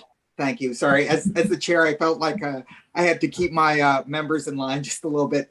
Marcy, my apologies. Sorry, that's okay. I'll just repeat quickly. I believe that the changes that the planning board made were actually, they cleaned up the proposal that the EDC put forward, and those were very valid and extremely valuable changes. So I would disagree in regard to my advisory members on that, and believe that the planning board has set forth a plan that should be supported at town meeting should it go forward. Thank you.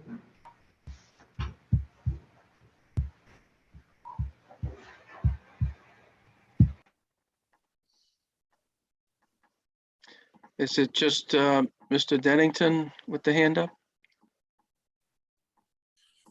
Yes. Go ahead, Okay, Andrew. I'm gonna lower my hand since you called on me. Okay, thank you. So, Kathy, you referred to this as making sausage, and my one point is if the planning board would be willing to change one of the ingredients, I think the one that could be improved is the 40%, 50% issue that I think Mr. Stein made a good point. And I think it addresses the very simple illustration of a two-story building where it would make more sense that to divide the second floor into 4 units rather than 3 units. And the way it stands right now, the planning board already has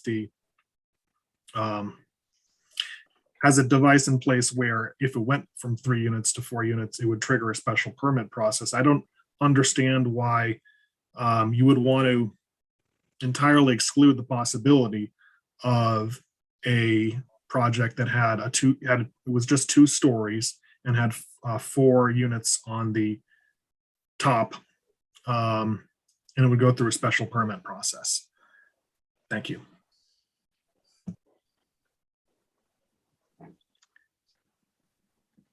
Hey, Don, it's Lisa. Yeah, Lisa. So planning board's heard a lot of input. The Board of Selectmen are meeting tomorrow night. If you want, I can ask any other members of the Board of Selectmen if they'd like to add anything further. That's fine. I have some comments. I can save them to the end if you're okay with that, or do you want planning board to address some of the things that have been said at this point before we move further? I'll ask the board. I think, well, I have a question. We had a proposal for the corner lot at Newton Street. And the current bylaw language allows for a 35-foot 3-story building, which essentially is what was proposed and not approved. If anyone knows, if what's being proposed by the EDC passes, does that automatically, not automatically, but does that open the door for the project that was disapproved last year or the year before to now be built, a 3-story building on the corner of that lot. Does anyone know that? So Don, I'll just add one thing based on a spreadsheet that I had done, and it was actually verified with some information Karina supplied. The FAR on the prior building was 0.328. And it was at just over 33 feet high. And it initially came in at a higher FAR, 35.4, I want to guess and say, but because of the parking restrictions and whatnot, it went down to 32.8, and some of the space on the 3rd floor was dedicated to storage.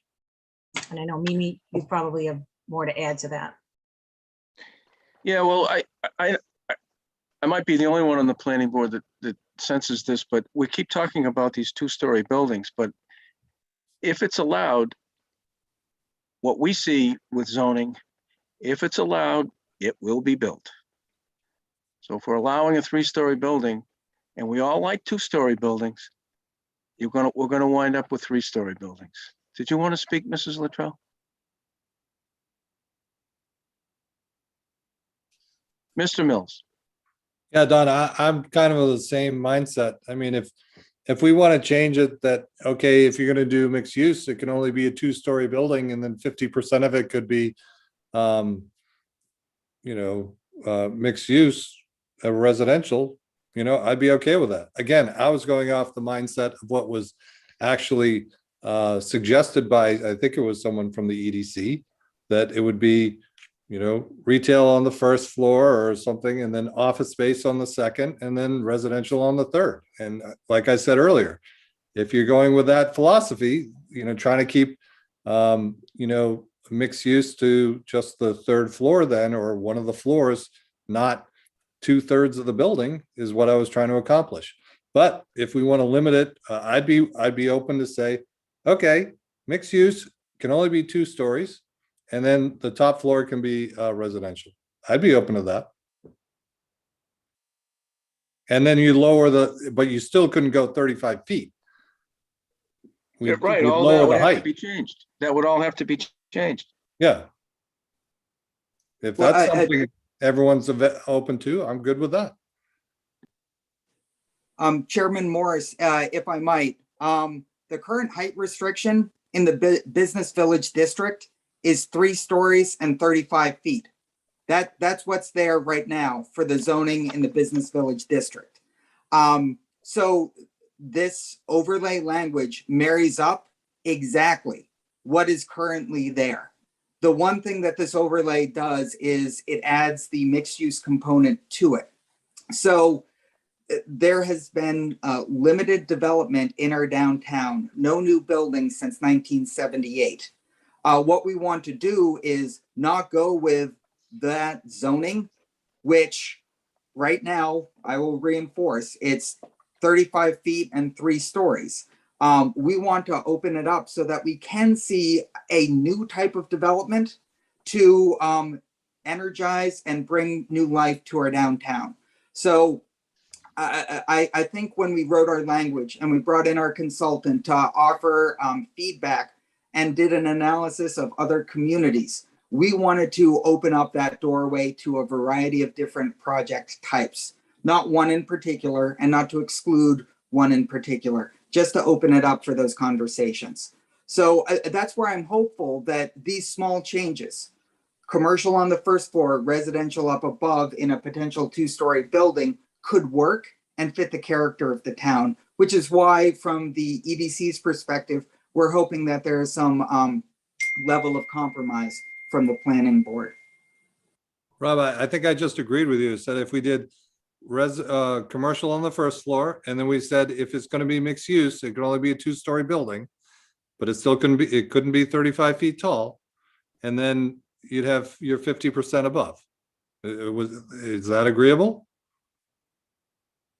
If the planning board were willing to say, listen, we're going to change the language or change the percentage to that 50%, I think and I would have to take it to the EDC to see if they felt comfortable supporting it. And I hope they would, because that's one of the sticking points. And however the language ends up in there, I think that would be a good step towards the goal.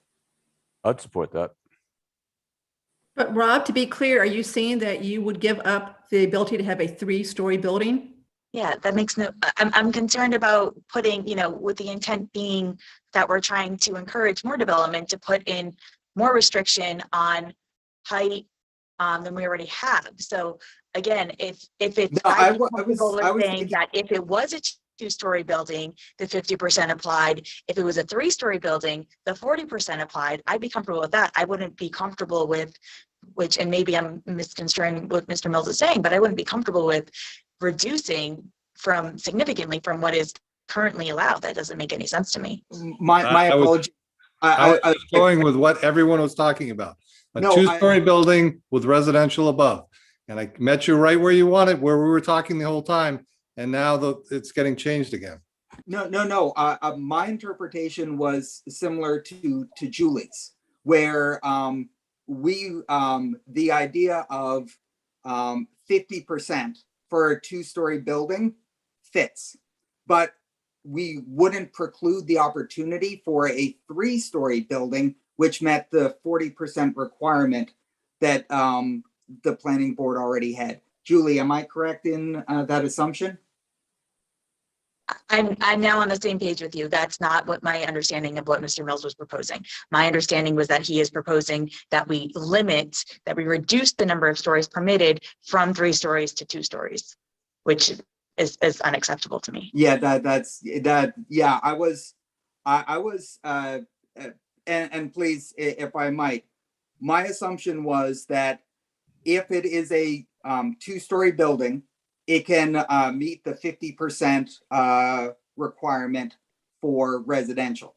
If it goes up to a 3-story building, it has to meet the 40% requirement as the planning board proposed, which gives us the 2-story building, commercial on the first floor, residential up above, and also allows the opportunity for a 3-story building, 2 of which can be commercial and the 3rd of which can be residential. That was my interpretation of what had been proposed.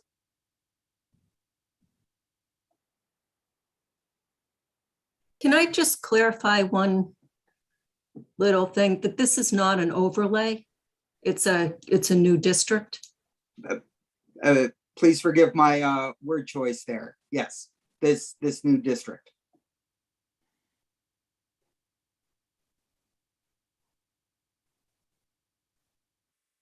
Don, did planning board want to respond further? If not, Mr. Healy has his hand up. Let's go to Marty.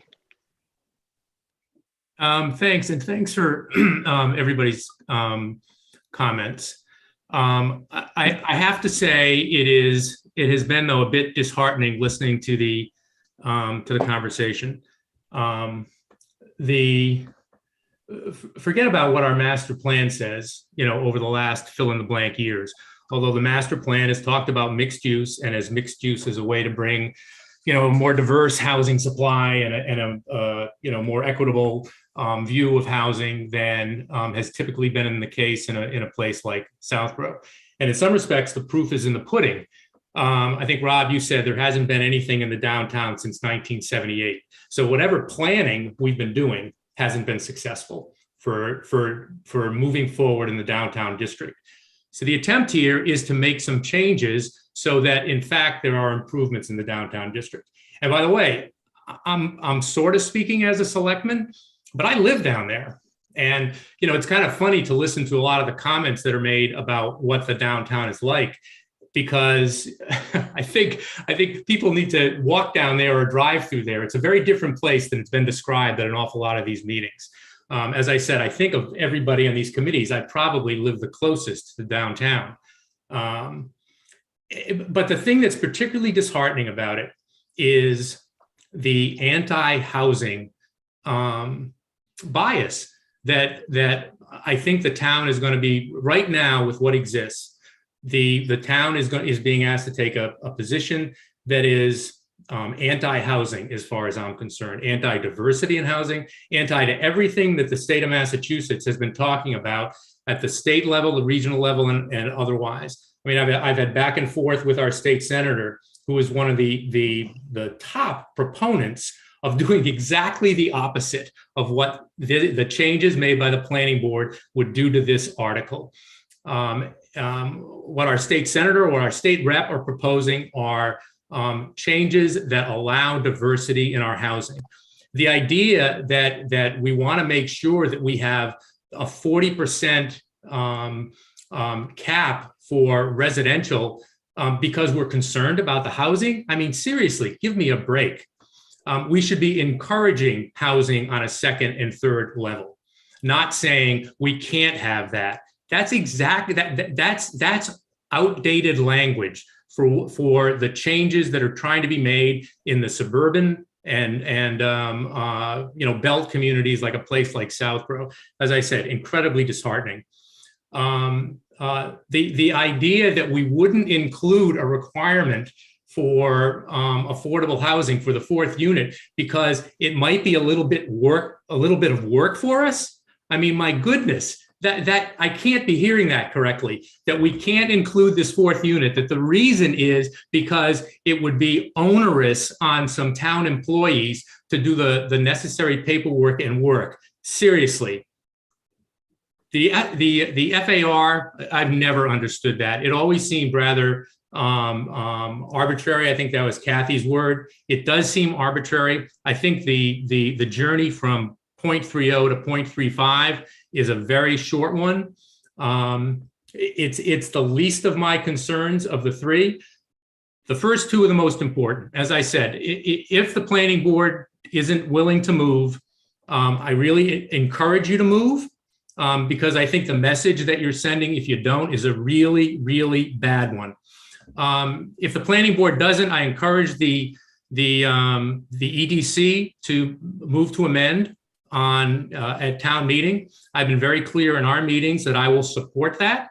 I'll make these same arguments, maybe even more strenuously, to the body politic at town meeting. It's pretty clear, listening to Ms. Cook and Mr. Pfaff, that there is at least some sentiment on advisory that is contrary to the digging in that I see by the planning board. There's at least two selectmen. I think there's probably more than that, but there's at least two, Mr. Stivers and myself, who indicated support for the arguments that have been made by the EDC. I implore the planning board to compromise and to not dig in your heels on this, and for practical reasons. But again, I really think that there are substantive reasons that go well beyond practical, that you should reconsider the anti-housing stances that have been taken with the changes in this zoning bylaw. That's it for me. Thanks. I would like to tune in on that, Marty, and I bristle when I hear you say anti-housing. Since I've been on the planning board. Don, I'm glad about that. Hey, I'm speaking, Marty. I'm speaking. No, I understand. No, there are affordable housing units in neighborhoods throughout this town that the planning board has approved. Going forward year after year, decade after decade. They're sprinkled all around town. So there's no anti-housing on the planning board, just the opposite. And if you want to call this a housing article, then call it a housing article, not an economic development article. And call it what it is, and maybe the people will go for it. Maybe the planning board will go for it. But since the last several years, this has been proposed as an economic development article, not a housing article. If you want to change it to a housing article, say it.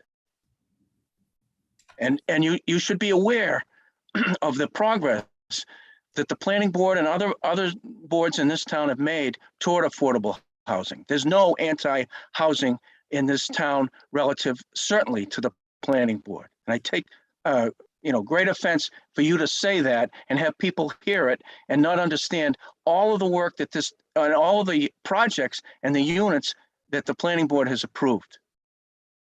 Don, I respectfully disagree with you. This is an Okay, I anti. heard you. Let's move on to someone else. I'm done too. Whoa, I can't respond to you? It's not gonna go anywhere, Marty. I don't know if it'll go somewhere. It may. I'll respond to you. And that is the changes that have been made by the planning board are clearly anti-housing. You already said that. I don't want to keep going over things that have already been said. Okay, I will stand by my previous statement. We respect your ability to say it, but as you can tell, it's not agreed to by me. And I have already said that. I won't say any more. Who's next? Chairman Morris, I think we seem to be hitting on some of the similar topics. This is mixed use, and housing is a component of the mixed use. And I think I want to make sure that the planning board understands that the EDC has these concerns. These are things that we view as could be limiting factors to getting the real type of development that we want to happen. There are 3 small changes, 2 of which we think are pretty minor and can actually benefit the town. One of which is the change from 40 to 50% on the housing. The second of which is the raising of the units from 3 by right to 4 by right. Every developer is going to do their pro forma, and if they can bring us an affordable unit, we should try to grab it from a housing perspective. I'm hopeful that through this conversation, you realize that we want to work with you, and out of all the zoning, which is pages long, we have these 3 concerns, and we're hopeful that at least on 2 of them, there is some give and take with the planning board to understand that we want what's best for the community and that there can be some benefits by 1, 2, or all 3 changes. So I think at the hope of moving this forward, maybe the planning board can have some discussion and take a position on each of those concerns that we brought forward. Thank you. Thank you. Anyone else? Don, it's Lisa. Can I speak after Mimi? I see Mimi has her hand up. Sure. Mrs. Littrell.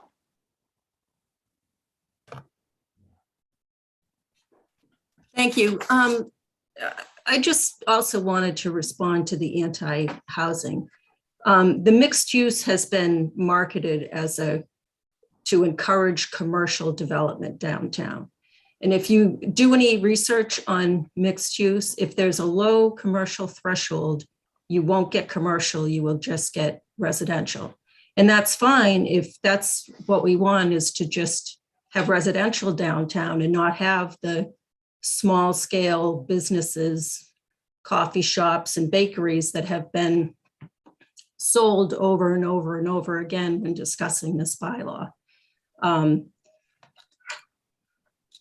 It's been an issue in many mixed use developments that the residential is very easy to do, very saleable. So a lot of developers leave the bottom floor vacant and then just build the residential and have those be occupied on top. And I certainly don't think that's would be helpful for revitalizing the downtown to have vacant downstairs. So that's why the cap was put on the residential to encourage more commercial development.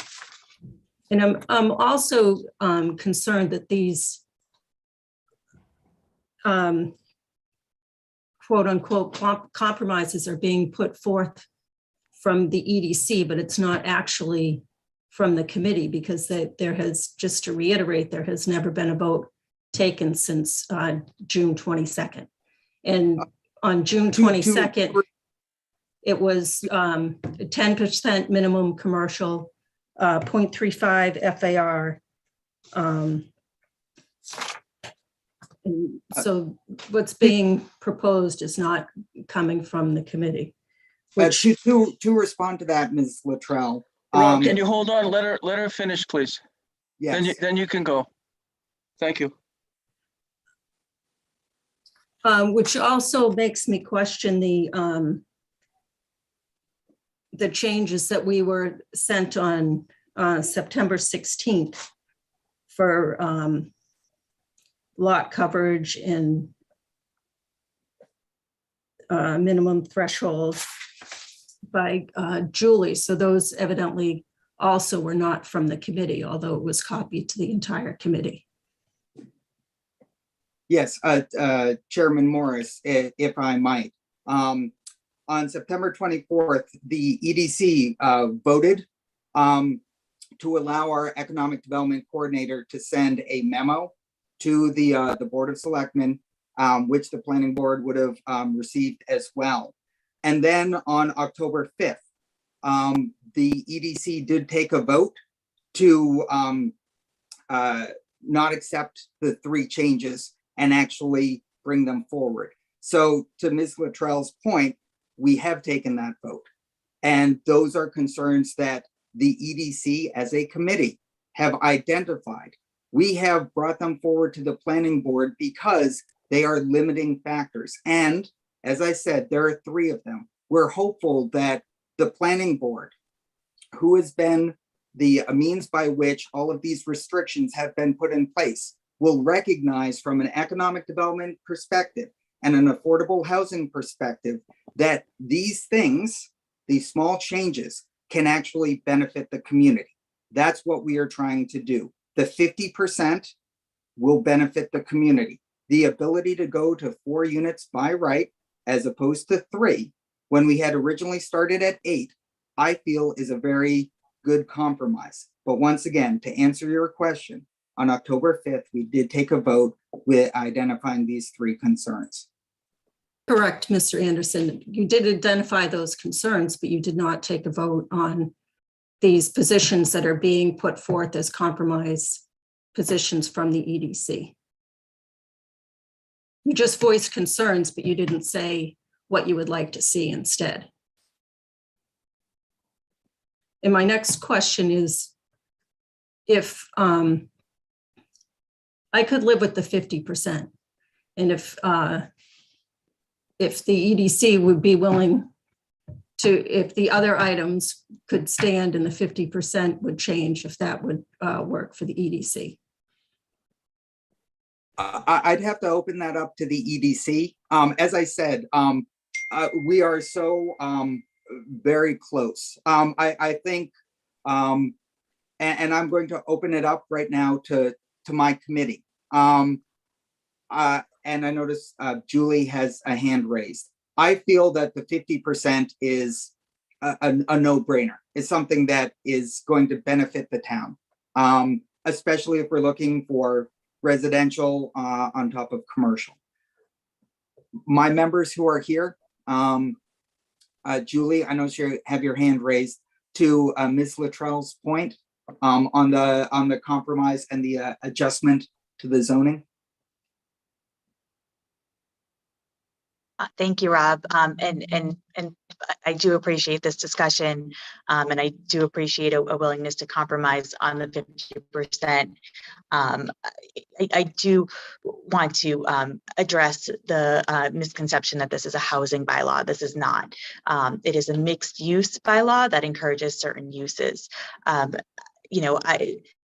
There's no chance that a developer would construct a building with the intent, especially if it can only be maximum 3 stories, of leaving a first floor vacant. That just would not happen. That is not economically viable. It is a risk from a liability standpoint.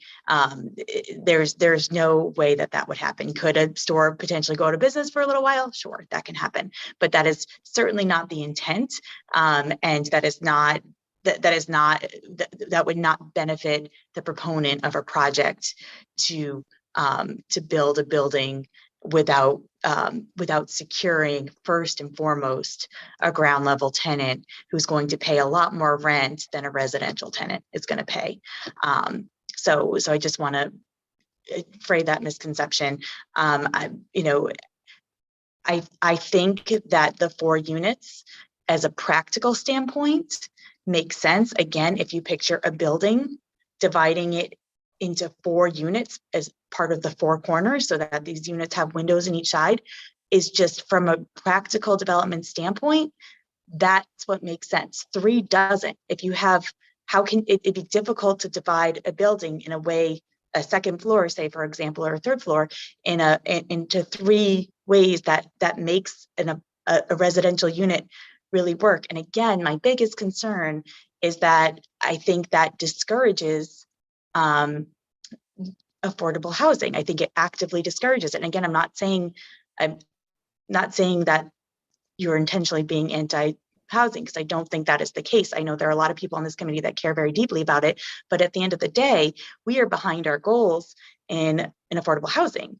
And that's not anyone's fault. That's just the situation. And this could help us meet those goals. It can make for a better project. And my other concern, I mean, so if you have a building from an aesthetic point of view, from looking at it outside as a resident or whatever, why do we care whether it's 4 units or 3 units in there? What is the negative impact of having 4 residential units as opposed to 3 residential units? I'm just not understanding that. And so I think that's where I'm still stuck.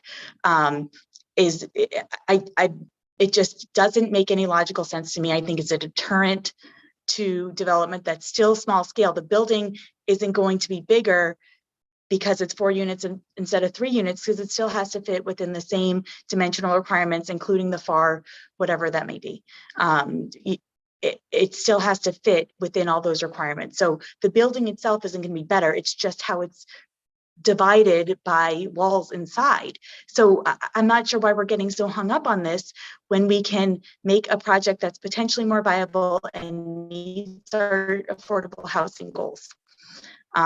So I know, Rob, that doesn't answer your question, but maybe it does. I think I appreciate the willingness to compromise the 50%. Like you said, Rob, I think that's a no-brainer. I think it just didn't make sense the other way. But I think I'm not fully there yet, but I mean, I'll think about it. Thanks. Yep. Julie, thank you. And I think you brought up 2 of the 3 concerns that we had, which kind of put us, in ranking them of orders where 50% and then the 4 units are kind of the top 2 of them. I see one of my colleagues, Chris Robbins, with his hand raised. Chris, can you unmute yourself?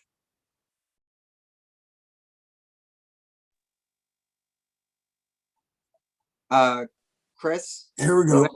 Okay, thank you. Well, it's not midnight yet.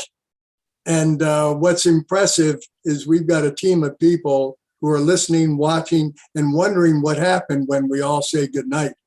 But I want to say this town is very concerned about its future, and it's demonstrated by the arguments being put forward.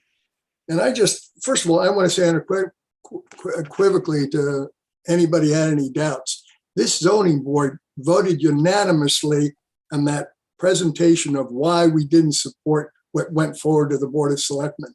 There was no doubt, there were clear votes, and there was direction given to our coordinator to submit this as we have written it. And so let me put that aside. Full 100% unanimous support for what we presented. The other thing, we are so close, our opportunity is tonight. We cannot delay this and take it to town meeting and say, this town, top leaders in front of me and all of us that are listening, could not resolve this. It is unbelievable to think this. And I just want to be mindful that we don't have a reputation in the greater community about being able to collaborate. And I remember Judy Barrett saying at a planning board meeting after she submitted a report on how other planning efforts were going in other communities. I don't know, she says, I can't understand it, why this town can't collaborate. That's what she hears in the marketplace. And here we are again at the finish line to present something in a unanimous, positive way. And I can't imagine, Mr. Stivers presented this idea to me at the transfer station. He said, Chris, come on, go ahead, let's vote for this. We can make amendments later. And we all know that to make an amendment is going to take 3 years And I can't imagine going to town meeting and saying, we are votes right at the edge of making a decision that will help this town move forward and give us a downtown we need. But I want to say one more thing. We have spent close to 10 years talking about this topic. And when the Board of Selectmen assigned the EDC to lead this project, they became the sponsors of this endeavor. We met with more people, had more meetings, cross-talked with all the critical committees to come up with a proposal that at the last minute, the planning board changed a group, excuse me, let me rephrase this. We came forward with all of the recommendations that the town asked for and Judy Barrett and other consultants put on the table. So it's not an individual thing here. We are representing the entire community and what they have asked for. It's now time to step onto the same boat and saying, we are together on this as a community, and the planning board, the advisory committee, and the Board of Selectmen will go to the town meeting with the unanimous presentation. I agree with Ms. Cook. I just can't imagine going with a partially baked pie here when we're right at the crossroads to make the right decision at the right time from a great team that I'm looking at. We should be celebrating tonight as we sign off and not wondering how we're going to make this thing work at a town meeting. Nobody's going to stand for it at town meeting. So I wish us luck. Thank you, Chris. And I want to make sure that you have the opportunity. There had been a suggestion from Ms. Luttrell about the 50% being one of the compromises. How do you feel about that as the only compromise? Would you like to see a second? And I'm just asking you that question because I have you here, and one of my other members, John and Julie, have their hands up. Excuse me, Mr. Morris, is at some point are the Board of Selectmen going to be able to speak as well? I'd like an opportunity. Other members of my board have as well. So we've gone round and round with EDC a few times now, and at some point I would like the opportunity to speak as well, please. Sorry, No, I forgot to lower you're- my hand. I'm good. No, you're right. You're right. I've lost control of this public hearing because we want to have everybody speak, but the order or the the ratio of people from the different boards needs to move a little bit more toward. If the selectmen want to speak, I want to make sure that we don't continue to, or we don't go over things that we've already necessarily covered. But I guess I'll just say this, or put it maybe in the form of a question. The planning board held a separate meeting on September, I think it was 20th, to do what we were asked to do, which was to review the three components: the warrant article, the map, and the design guidelines, which we did. And then we submitted those the next day to the Board of Selectmen. And it's my understanding that not only at that next meeting with the Selectmen, but the meeting after that, that our recommendation was approved, was voted on 5-0 at both meetings to move forward with that language to the warrant. Ours was a recommendation, and we don't control the warrant. Selectmen do. And if I maybe I'm wrong, but I'm under the impression that the Selectmen 5-0 twice voted for this. And now we're hearing from, and it's okay to, I guess, to change your mind, because that's what seems like most of the EDC is asking the planning board to do tonight, change our mind. And I guess it's okay to ask, but this seems to be twisting back toward, something that the planning board did outside of what we were asked to do. And then the selectmen went ahead and voted on it. I'll let you speak, Lisa. Thank you. So that was one of the points, Don, thank you, that I wanted to take the opportunity to address is through this process, through the public hearing process, the planning board has had additional joint meetings.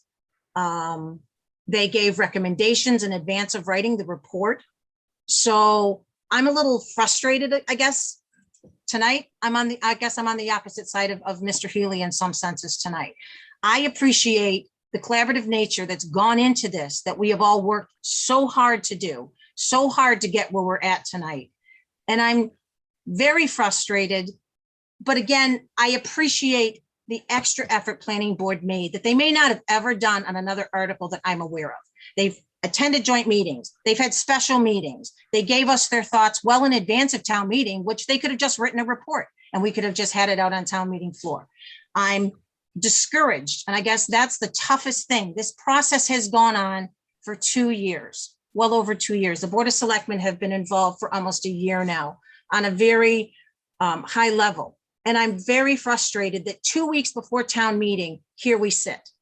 And we're going to battle this out. If this is a preview for town meeting, and this is what we're going to take on town meeting floor, we should all be embarrassed because we are doing a huge disservice to the taxpayers, arguing about, development and whatnot. I mean, the point of doing this bylaw, and pardon me, I'm just very frustrated. The point of doing this was to allow mixed use and by right.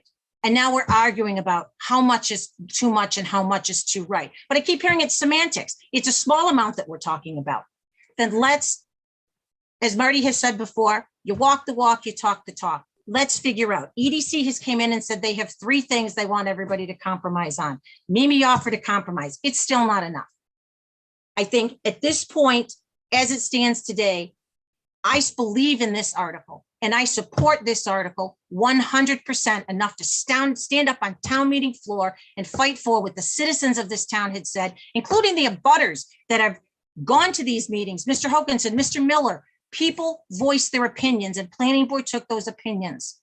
And I'm very frustrated that we can't find some type of compromise. My God, it's 2 years in. We have compromised throughout this. And I'm just very disheartened and very sad to see where we're at today. And I believe very much in what the Board of Selectmen supported. So if I had to vote today, I know Mr. Healy said that he would vote for amendments. If planning board supports, and again, planning board is your zoning branch. They're an elected branch. I take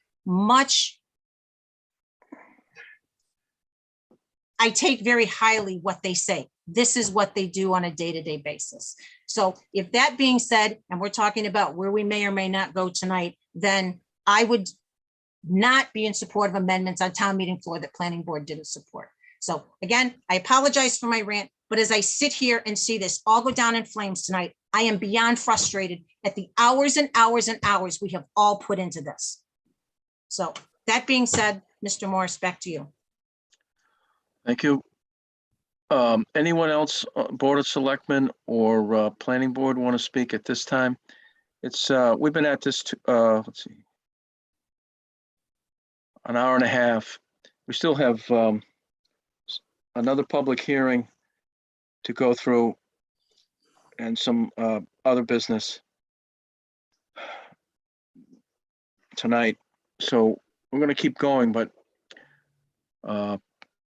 we can't keep going much longer. We have other things on our agenda. Mr. Chair. Hold on a second, Woody. Is No there problem. anyone else on the Board of Selectmen that would like to speak at this time? Mr. Healy All has right. his hand raised. Advisory. Oh, I'm sorry. What'd you say? Oh, it looks like Mr. Healy has his hand raised. Oh, okay. Marty. I thought you would disenfranchise me for a minute, Don. Lisa, I hear, you know what?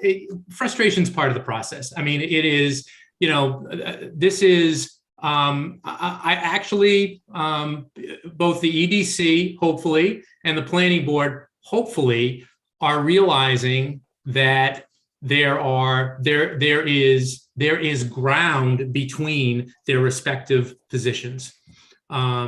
I mean, to the extent anything's frustrating is that heels are dug in and there's not real movement. I mean, it just seems to me that again, I'll put the FAR, I'll put that aside because I've never really understood it. And I've never understood why it found its way into zoning parlance anyway. But it sounds like folks can live grudgingly with the 0.30. It wouldn't be my choice. 0.35 wouldn't be my choice, but it's the nature of compromise. The affordable housing, the 4 to 3, the primary arguments that have been put forward for it have to do with extra work for the town. My goodness. Let's all take a deep breath and accept the fact that we are willing to impose some additional requirements on the people who work for the town so that we can have an additional affordable housing possibility in the downtown area. I mean, that seems to me, not a terribly long journey to take. And then you're left. I mean, if the I looked back at the minutes and the discussion from the planning board when the 0.40 came into being. And at the time, there was reference to that it came from looking at what other communities have done. I looked and I couldn't find another community that approached the zoning for a downtown district in that way. Now, if there is one, if there is in fact a couple of other towns, it'd be helpful for a couple of reasons. Number one, it would convince me that it wasn't just pulled from whole cloth. And number two, we could see whether or not it was effective in those towns. That's one of the nice things about relying on not reinventing the wheel every time. So again, the reference was made at the time that the zoning work from other towns was looked at, and that's where the 0.4 came from. So whoever could enlighten us tonight, that would be incredibly helpful, and particularly if we had the language from those other communities. Otherwise, it really feels two things. Number one, arbitrary. And number three, sorry, Don, I'm saying a word I said earlier, it's anti-housing, because any approach to mixed use, any rational view of it, in my view, is that you have commercial activity on the first floor and residential activity on the second and third floor. Now, is it possible that you could have a situation where an office could slip into a second floor, or you could have a suite of offices? Absolutely. But the intent of mixed use is commercial activity on the ground floor. From Boston on out to is commercial activity on the ground floor and residential on up. Here, the approach that's been taken, the zoning approach in downtown, has been allowing 3 stories. So it seems that a 0.4 is either a purposeful or a misstep to undercut the idea of having residential activity on the second and third floors of a mixed-use development. And as I said, if I could see what some other towns have done, that was the reference at the last meeting, that might be helpful. I find it hard to believe that effective mixed-use efforts in various communities use that sort of approach. It's been said by an awful lot of people that we're really close, but it's going to take some movement by both sides. That's the nature of compromise. And all I hear are people digging in their heels, saying we were right the first time, so we're not going to change our minds. Please think about changing your minds and moving a little bit so that, in fact, instead of having folks on advisory who are maybe outright opposed or at least uncomfortable, we've got advisory completely behind it. So instead of the Board of Selectmen, and Lisa, the one correction I'll make is that, yeah, I voted 5-0 to advance this to the warrant, but I've been pretty clear at every meeting we've talked about that I'm not in support of the changes that the planning board made. So it's nothing new. This is not a new discussion by me tonight. So please, EDC and planning board, move a little bit. Instead of digging in your heels and saying, we want to be right. We were right the first time. We want to be right tonight. Compromise. Let's get this done for the good of the town, period. Don, can I go next from advisory? Let me just try one thing. Okay. What I'm hearing is, and it's obviously not, none of this is popular. 40% on the second floor, 50% on the third floor, 4 units by right, 0.30 FAR. Those 3 things, as I just stated, is a blend of compromise. I've been hearing 40% second floor, 50% third floor, 4 units by right, 0.30 FAR.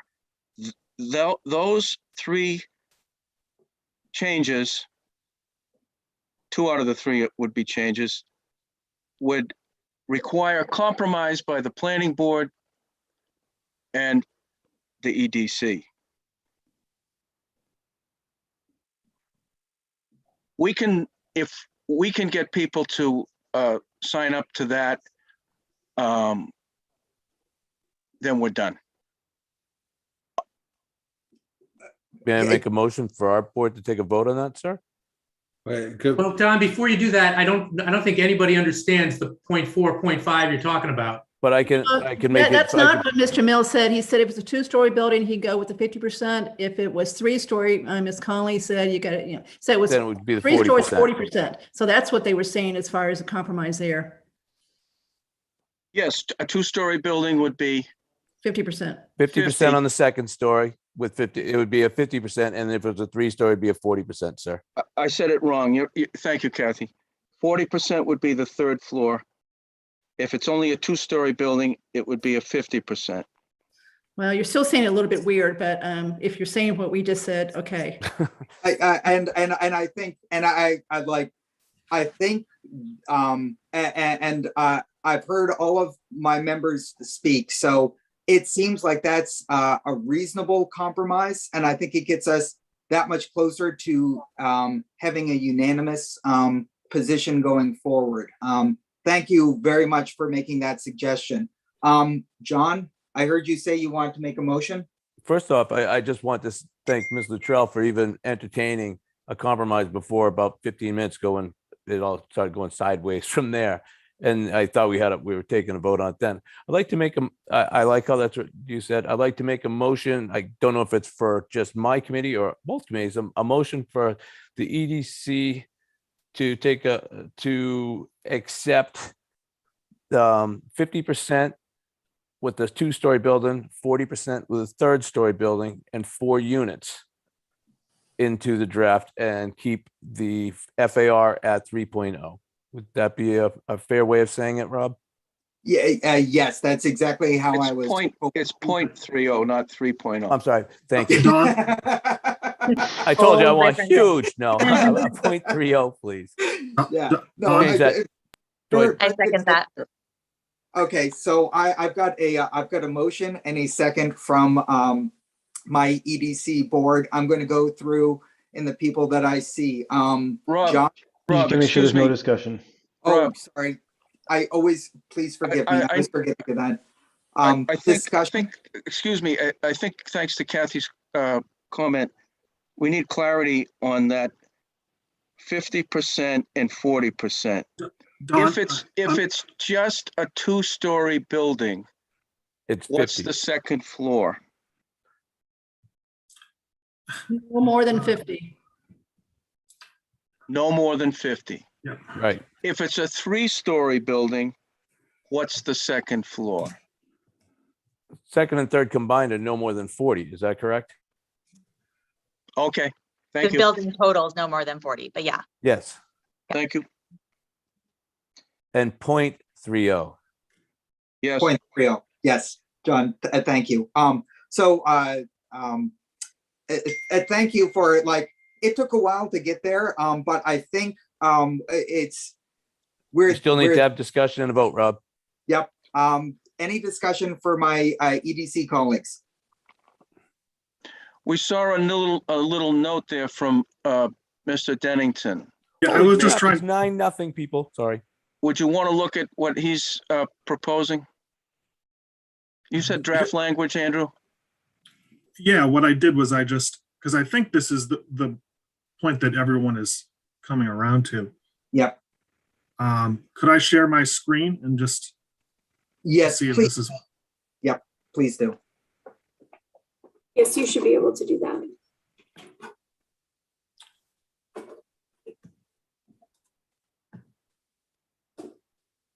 so is that what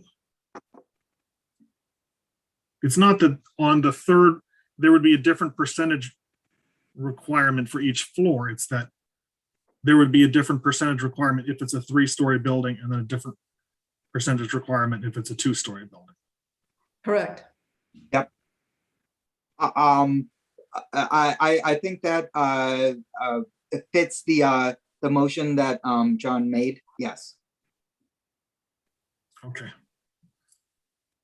And then the other one is a simple 3 to 4 change. So do I have any discussion from my EDC colleagues? No, No. nothing net new to add. Yep. So I'm going to take a vote of my EDC colleagues as I see them on the screen. Chris? Yes. Alan? Yes. Julie? Yes. John? Yes.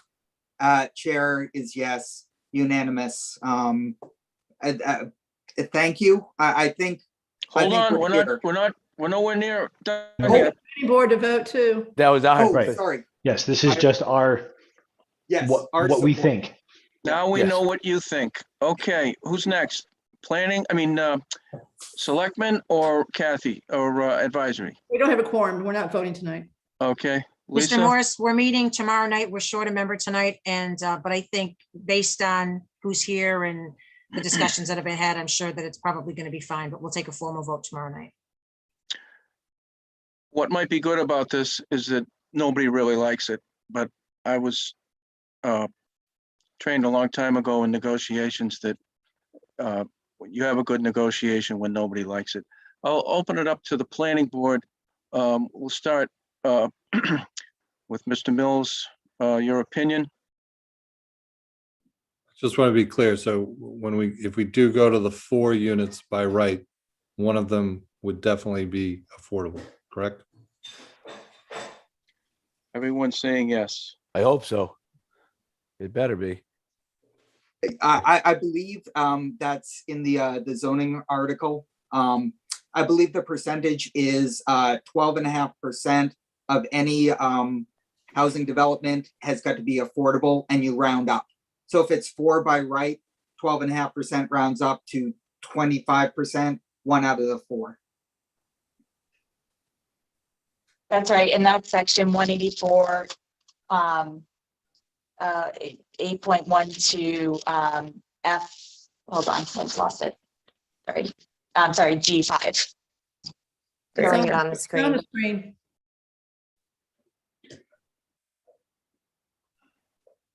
Okay, I have nothing else to add.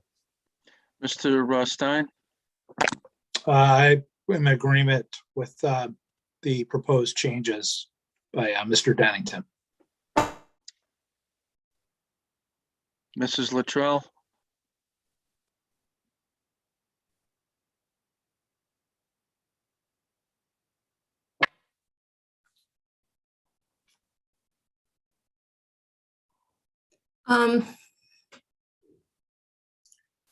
I'm in agreement with the changes that Mr. Dennington had put forward on the screen. I'm still concerned about making sure an affordable unit counts towards our inventory and the paperwork that's involved by that being handled by the building inspector. I think that she's pretty out straight as it is now, and throwing, affordable housing requirements on her, I think is a lot. But if the rest of the planning board goes along with it, I'll I'll hold my breath and vote for it and hope that it works out. If it's any comfort, Mimi, what I've seen with our current town planner, there's a whole lot of teamwork performed between the building inspector, the conservation agent, town planner, to get things done. They tend to share some of the workload or help each other with that type of stuff. And of course, the building inspector is not under the planning board. She's under the Board of Selectmen. They think she's overworked. I'm sure they'll vote to give her a big raise and a big staff. Mrs. All set, Mrs. Latrell? Mrs. Houlihan? Fine with the proposed recommendations. Okay. You'll notice that I didn't ask if anybody was happy with it, but and I, as am I, to move forward with this. So we'll entertain a motion to go along with the proposed language by Mr. Dennington. Mr. Miller. Second. Motion's been made and seconded. Any discussion? Anyone from the public? Mr. Morris, can I just add one thing? Yes, please. I will get a new draft, well, I guess it's not a draft anymore, a new copy around, an updated copy of the downtown district out tomorrow. As well, I'll work with Mr. Purple based on these comments tonight to get an amendment done as well, so we can get that up on the website and citizens can be prepared for that as well. And we'll get that done and shot around tomorrow as well. After the planning board's vote, I have a question, but I also want to report on a conversation I had with the town clerk. Don, I'd like to Mr. make. Chairman. Don, Go ahead, Mimi. I'll get to you in a second, Chris. Thank you. Just to be clear, as well as the language that Mr. Dennington had put up on the screen on the 50%, 40%, we're also voting to have 4 units by right. Is that correct? Instead of 3. Okay. Yes. Chris?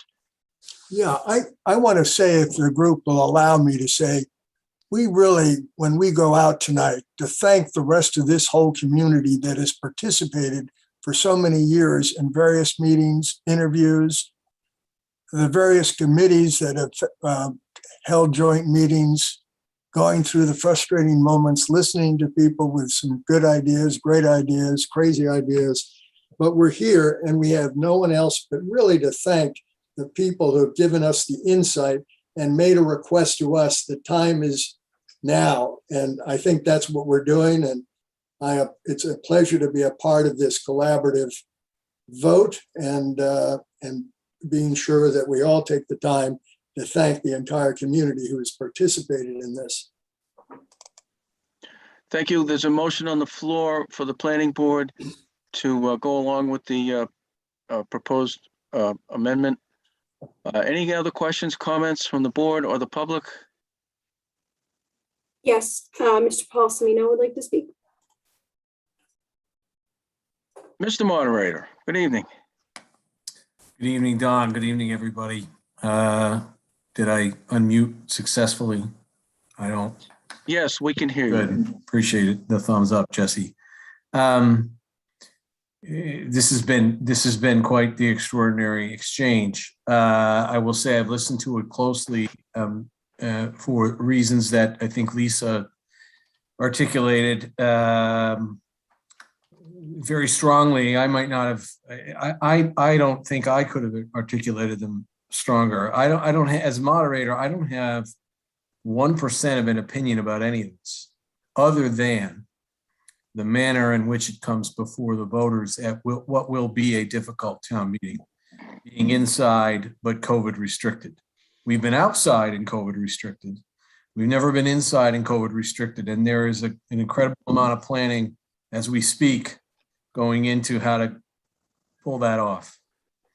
What I believe is happening tonight at least in the last 15 minutes, gives me great anticipation for a successful town meeting where 15 minutes ago I did not have that.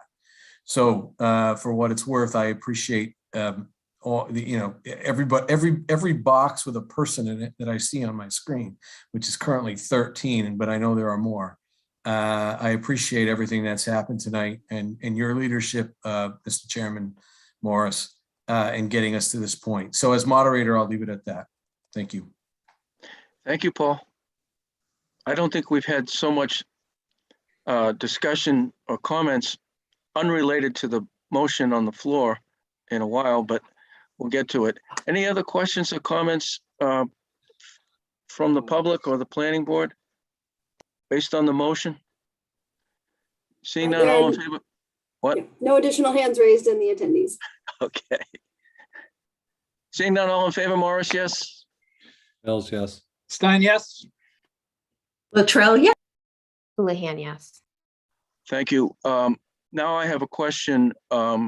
Actually, Jim Haggerty called me and he told me that he intends to send some type of a card out to all the homes in town, letting them know that there's actually a town meeting on November 1st and directing them to, the different links on the websites to get informed as to what will be within the town meeting.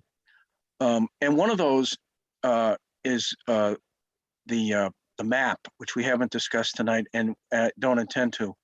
But we're going to make a little revision to the map relative to a legend, get that to Jim, and then I think he said by the end of the week he was going to try to mail it out. So I just want to let people know that, and Sarah will be, she's the keeper of the map. The question I have is, who is going to present this article at town meeting? Mr. Chairman, if I may, it's on the Board of Selectmen's agenda tomorrow night to discuss who's presenting what articles. Okay.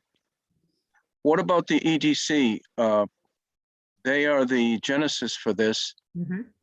Does the EDC have any intention of a joint presentation, any part of a presentation? We're going to follow the lead of the Board of Selectmen. I think with what we've done tonight, we are in support of the zoning as it is. So we will actually follow and fulfill any role necessary from the Board of Selectmen, whether it's sitting there and being quiet or presenting something as well. So we are at everyone's disposal to help in any way. Donna, if I can add, I'm sure in our discussion tomorrow night, a joint presentation will certainly come up. What I think the planning board needs to know is who is going to present it and what is the context, the contents of the presentation. And I'll ask Mr. Semino, Paul, are we going to have a dry run? I don't call it that, Don. I am planning to have a sort of a meeting of those who are presenting articles ahead of town meeting. Yes, to work out the kinks, to establish who's presenting, how they're presenting, time limits, etc. If that's what you're referring to, then yes. Okay. Normally what we would see is if it's a single presenter, then that person knows who he or she is and knows the contents of the presentation. If it's a joint or team presentation, then each player needs to know their role, their sequence, and the contents of their presentation and make sure it jives with each of the others. Yeah, I intend to make sure that all of that is well orchestrated ahead of time. I don't want to bog down over process. As a former planning board member, we know that you will have all of that under full control, Paul. Thanks, Don. Listen, not to tell stories, but the first time we brought medical marijuana to town meeting, we got blown up within 10 minutes. I'm very familiar with the need to come unified. So again, kudos to everybody. Is there anyone else that wants to speak relative? I know people wanted to speak, and we just went straight to what I thought would bring it to a vote. Is there, I want to make sure that anyone that wanted to speak can, but if not, if you can hold it, then we will be able to move on to our next agenda items.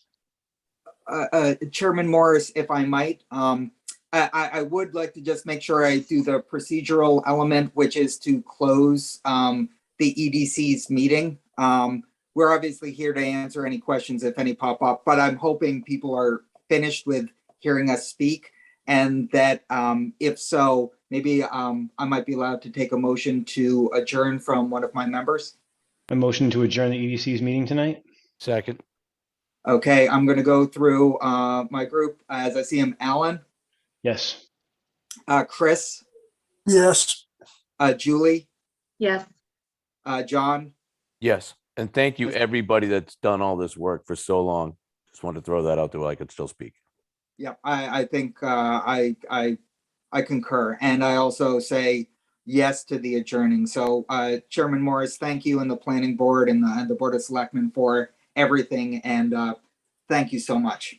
Thank you. We'll see you soon. Mr. Morris, Lisa. if I may adjourn as well. Okay. Do I have a motion to adjourn? So move. Mr. Stivers, is there a second? Second. All right, Mr. Stivers, Yes. Mr. Dennington, Aye. Mr. Healy, Mr. Morris, I'm happy, and I. Ms. Parascio, I'm happy to. Again, thank you, everybody. Have a good night. Thank you very much. Good Okay, night we're from- gonna. Good night from us too. We'll see you soon. Okay, Kathy, thank you. See you soon. Bye. Goodbye. Okay, next item on the agenda is continued public hearing, 325 Turnpike Road, Ken's Foods expansion, major site plan approval. This is continued from September 27th. We also have a continued public hearing, 325 Turnpike Road, Ken's Foods expansion, special permit for lower impact development. This is continued from September 27th, 2021. It's almost 10 o'clock. I definitely want to, who do we turn this over to? You, Scott, first? Yes. You're on mute. You're on mute. Still on mute. I want you to know that the town planner has discussed this tonight's portion of the public hearing with me. But she's not here tonight. So I guess I'll lean a little bit more on Sarah and you to help update the public and the board as to where we are with this application. Did you want to go first, Sarah? Or let Scott start and then you can clean up? Don? Or Bill, you, what? Don, this is Andrew. Yes, Andrew. I make a motion, we continue the public hearing for the downtown district bylaw. No, thank you. Second. To when? You want to continue the public hearing for downtown district? When are we continuing it to? To November 15th. November 1st. Oh, November 1st. Sorry. Yeah.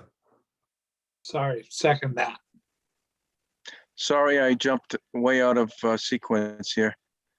Ken's Foods is really taking a beating tonight. So motion's been made and seconded to continue the downtown district public hearing to November 1st. Paul, what time does the town meeting start?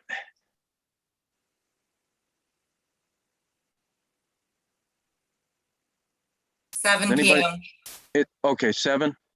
Yep. Sorry, Don. Yeah, I had muted Okay, PM on the 1st of November. 7 PM? Okay, so usually we'll huddle up at like 6:30 then? Yeah, so it's 6:30, November 1st, 6:30. Jesse? Yeah, seconded. Oh, okay. Motion's been made and seconded. Any discussion? Hearing none, all in favor, Morris, yes? Mills, yes. Stein, yes. Latrell, yeah. Houlihan, yes. Okay, thank you. Sorry, Don. All right, well, now we're back into the public hearing for 325 Turnpike Road. Scott, you're on. Or did you want to go, Bill? No, I'll let Scott start. And I'll Okay. address some things at the end. Thank you. Okay. Mr. Chairman. Looks like I found my unmute button.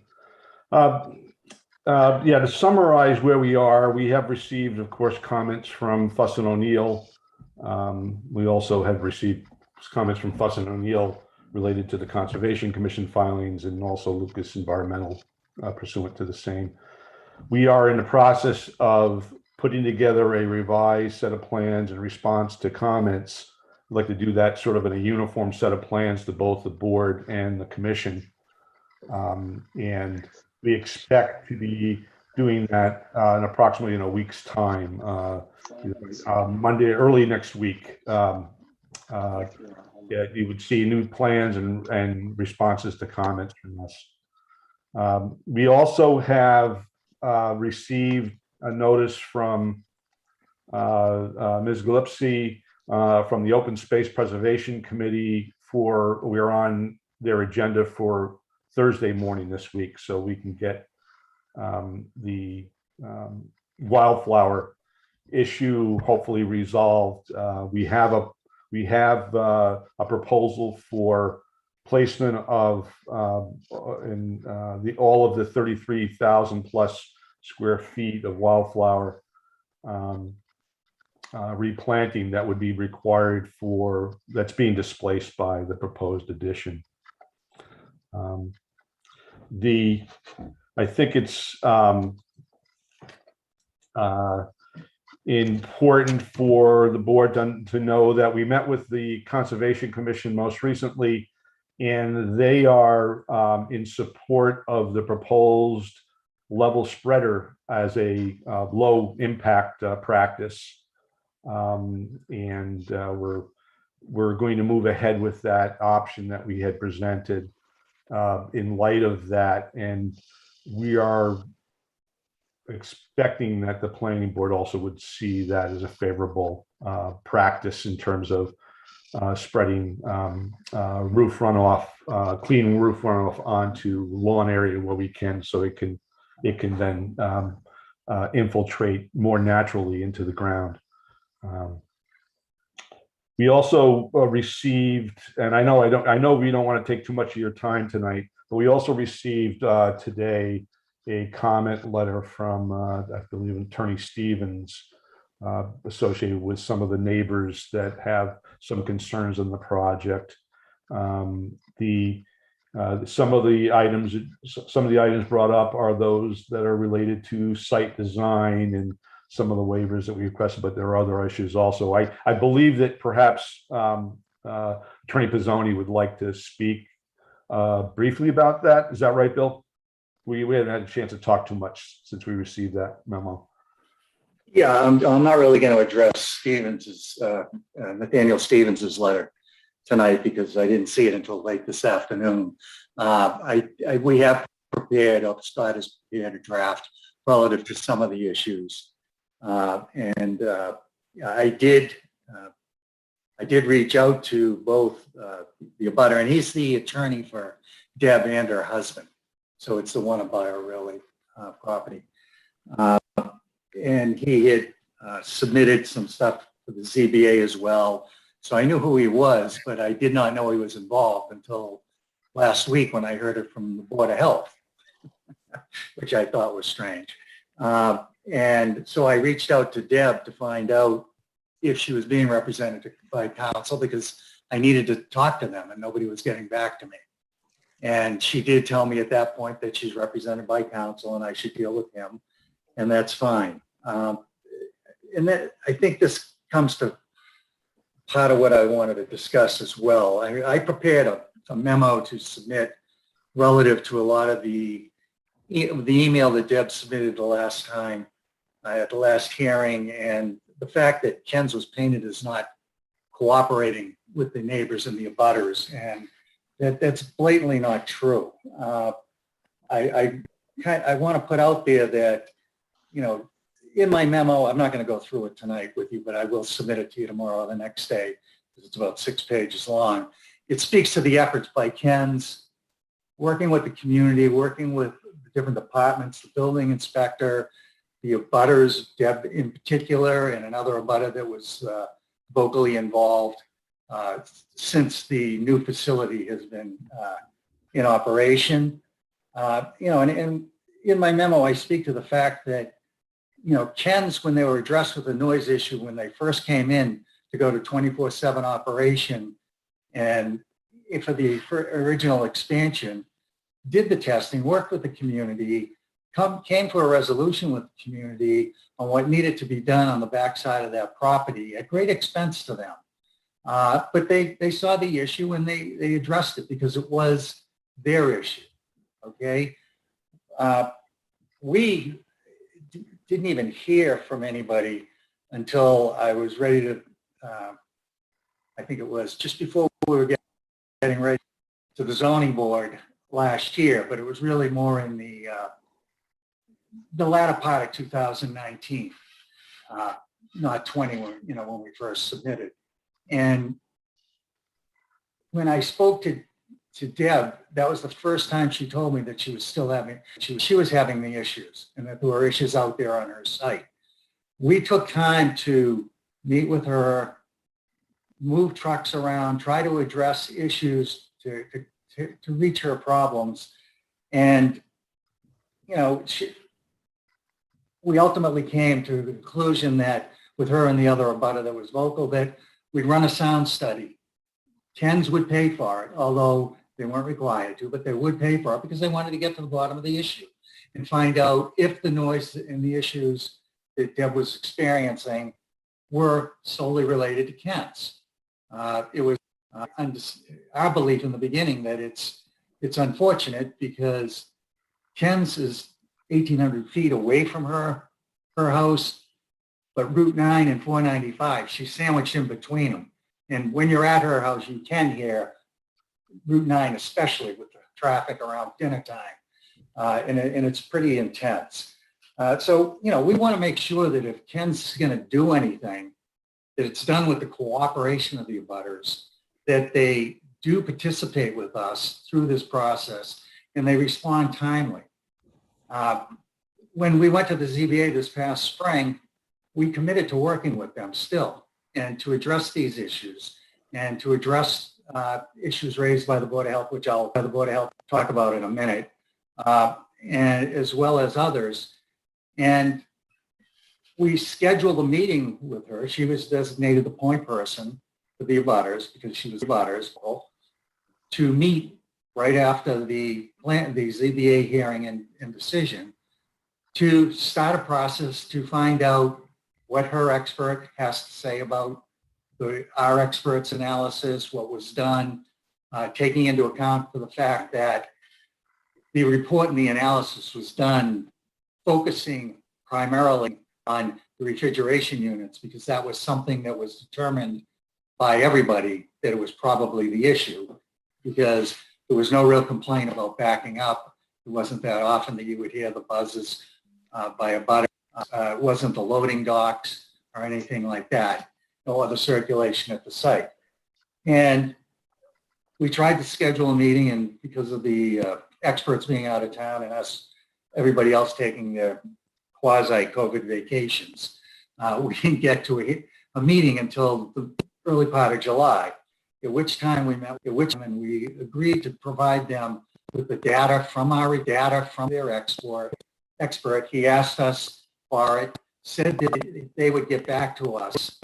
And we told them that we would be filing with the planning board by the end of the summer or, early September. And we'd like them to respond as quickly as we could. They could. But we didn't hear anything from them until we were at your hearing, the last in September. And Scott, I had our expert. We're losing you, Bill. Yeah. Okay. When after that hearing, I asked our expert to reach out to their expert, Deb's expert, to find out what the status was on the types of mitigation he might propose and or, what we could do to move the ball along so that we can get there. He was told that he hadn't even been commissioned by Deb and that after that meeting, he was put on hold and wasn't to proceed with anything. And that's kind of the same thing with her attorney. She was well aware and he was well aware that we were having a hearing back in September, but he had not been retained either. And the point I'm trying to get across is, we understand that Deb, what she's hearing is real.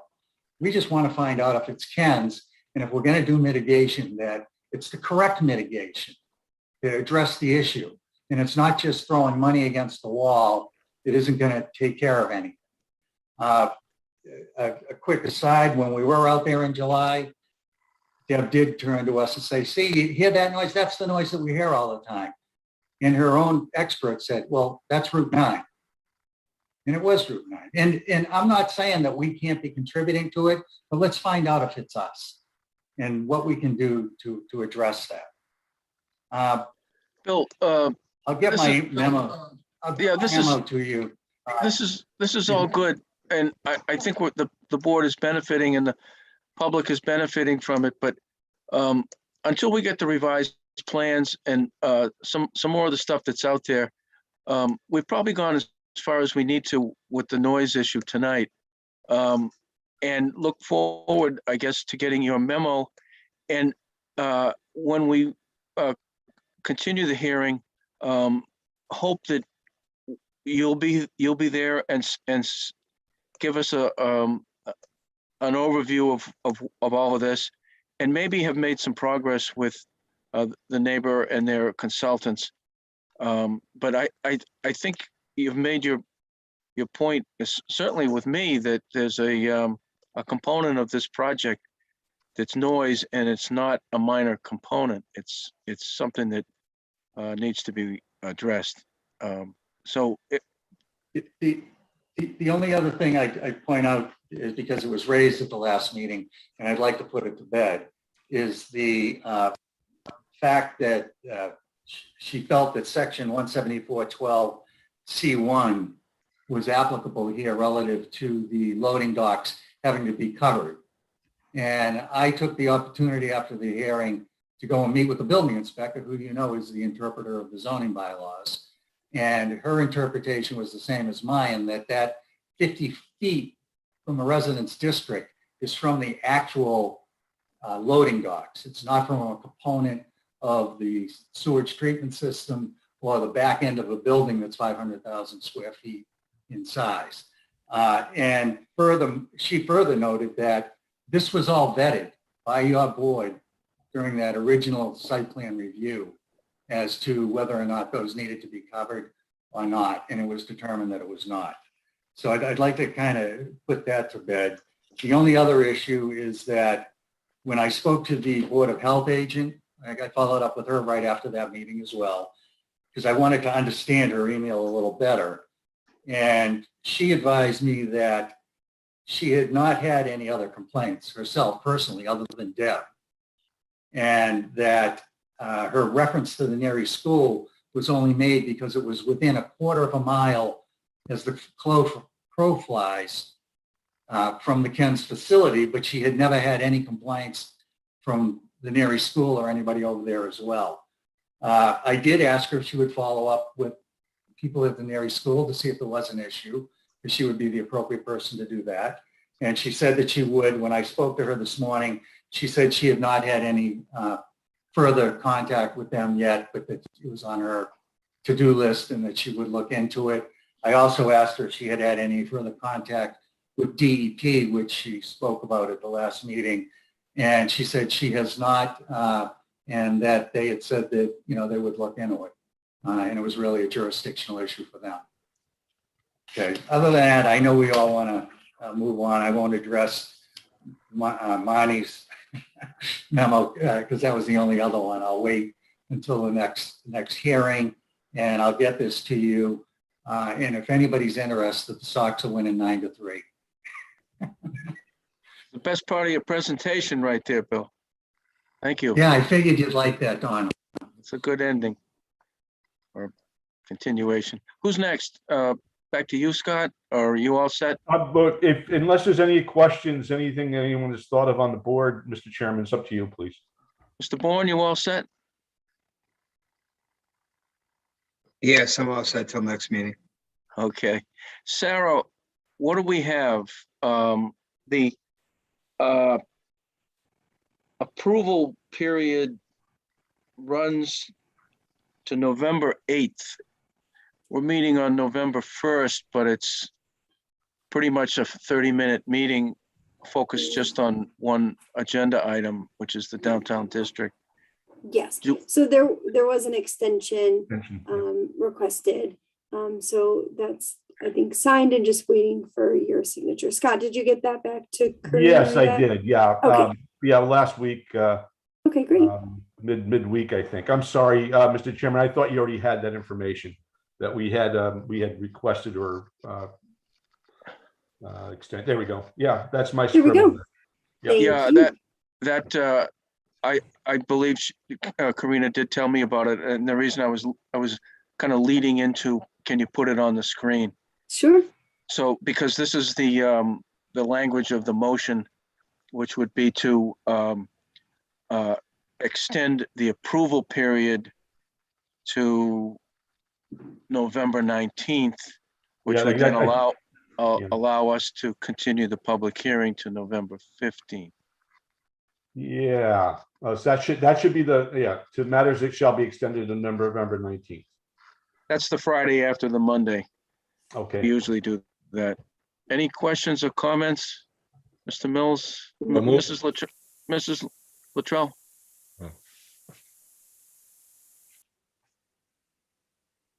I don't want to skip ahead of anyone else if Oh, sorry. I have no questions right now. Thank you.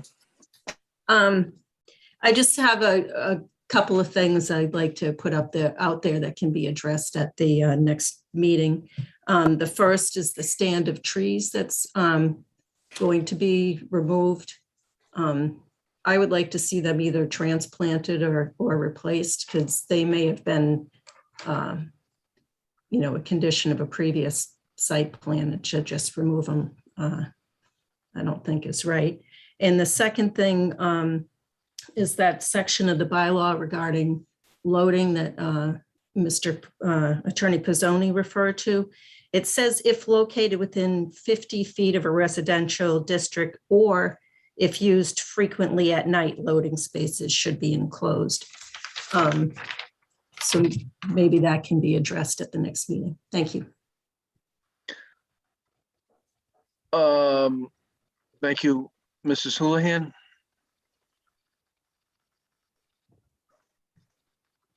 If Mr. Chairman, if I may. Hold on. Oh, Did you say no? I'm sorry. Yeah. Did you say nothing, Mrs. Houlihan?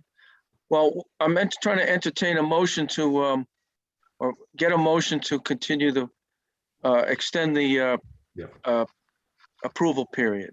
So move. Okay. Seconded. Motion's been made and seconded to extend the approval period to November 19th, 2021. Any questions or comments? Hearing none, all in favor, Morris, yes. Mills, yes. Stein, yes. Luttrell, yes. Houlihan, yes. Okay, and the next thing would be a motion to continue this public hearing to November 15th at 7:05 p.m. So moved. Seconded. Actually continue these hearings to November 15th at 7:05. So moved. Yep. Second. Okay, motion's been made and seconded. Any discussion? Hearing none, all in favor, Morris, yes. Mills, yes. Stein, yes. Latrell, Houlihan, yes. Okay, Scott, did you want to, one more? Yeah, sorry, I didn't mean to, I wasn't trying to take you off track. I I guess I'll get back on track with Ms. Latrell. I just wanted to make sure I understood the trees that you're talking about, are that line of arborvitaes that are on the east side of the building. Is that the ones you're talking about? Okay. I just wanted to make sure I understood this, make sure I was correct on the standard trees. Thank you. That was it. Okay, we've continued the public hearing. We've extended the approval period. I think you know what the town planner is expecting to receive between now and then. Anything else? That's it. Thank you. You guys are very hardworking tonight. It's a tough night for you guys. Thank you. Bill, what's the score? 9-3. Still, what inning? Top of the fifth. I liked it better when Jesse told us to score.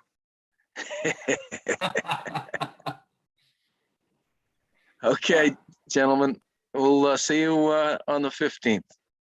Okay. Thank you. Thank you. Next item on the agenda is a discussion item, Chestnut Meadow subdivision, release of lots 2, 3, 5, and 6. Any help on this one, Sarah? I'm sorry, I am not terribly familiar with this particular one, but I can bring over. There would be a document which I didn't have time to look for. Did you find that, Marnie? Release of lots?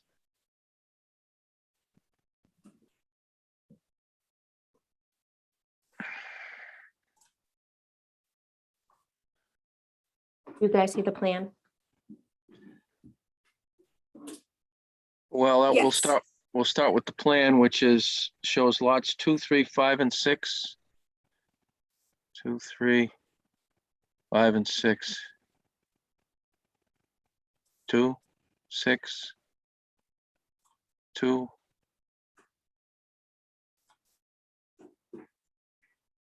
Three is okay. 2, 3, 5, and 6. Everybody see those? Yes. These right here, lot 2, lot 3, lot 5, lot 6. Yep. Okay, Okay. I'll try and I edit it. see Attorney Connors is here. Is he here to speak to this? I am. Yes. Oh, there he is. Okay. Oh, George, good evening. Hi, how are you? Did you want to speak to it? Go ahead, George. I think I can. Lots, all the lots had been released except for 2, 3, 5, and 6 back in February and March of 2019 when Mr. Feldman appeared. There was some discussion as to changing lots 5 and 6 with the open space lots to 2 and 3. And that was not ever acted upon or even actually requested as a fact.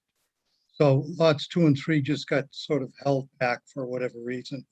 5 and 6 were open space lots that were approved for a period of 3 years. And that period has expired as of early November 21. I'm sorry, November 20. The plan was approved on 11/12/17. So the 3 years would have taken us to November 20th.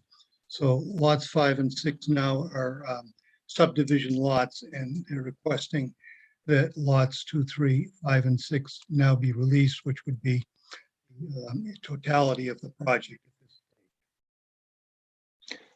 And did you submit a request for release of lots? Yes, Mr. George Gallagher from Chestnut Meadow on October 7th, 2021, requested those to be released in a letter to Ms. Quinn. I was on vacation and I'm aware of that, and that letter did go out. You looking for that, Marnie?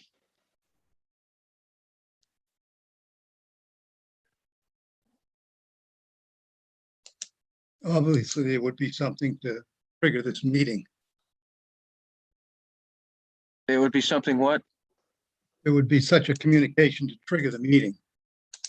Yes.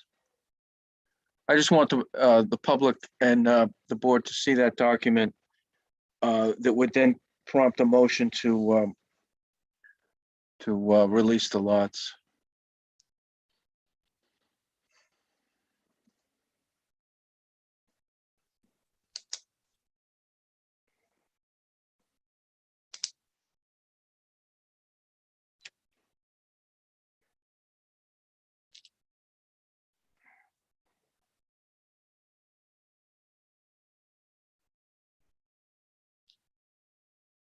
Can't see this, correct?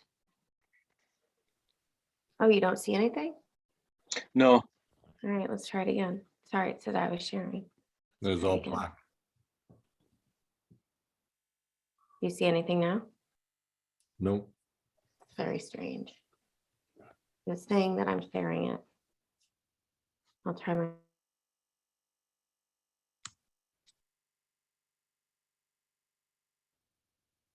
is there a way you could beam it over to Sarah? I think I better have reception.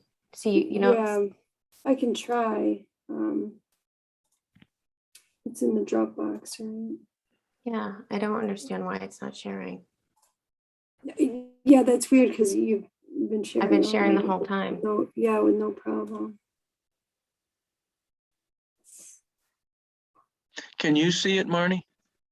Yeah, I have it up on my screen. So I mean, I've never had problems with my Zoom. So that's why I don't know what's going on. If you could read it to us, it's a one-page. Sure. We're just looking for the email, right? Well, there's the letter. Do you want the letter or the email? There should be a request for a release. Is that in Yeah, the so form there's of a a- letter? There's both. I'm gonna try Marnie real quick. I don't know if it'll work, but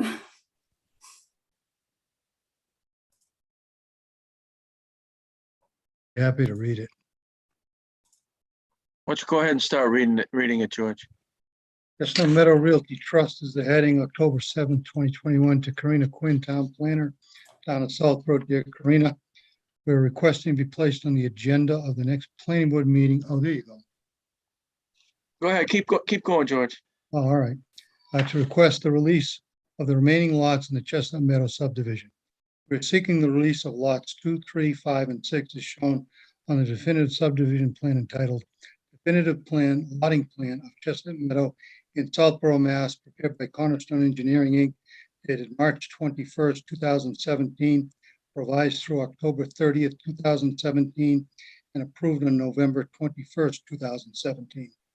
That plan was endorsed April 30th, 2018 by the Planning Board, recorded with the Worcester Registry of Deeds in Plan Book 934, Plan 92. We're requesting the lots be released from the certain covenant between Chestnut Meadow Realty Trust owner and said Planning Board dated April 19, 2018, recorded with the Registry of Deeds in Book 58746, page 11. Please let me know the date and time of the hearing. Sincerely, George Gallagher. Any questions or comments from the board?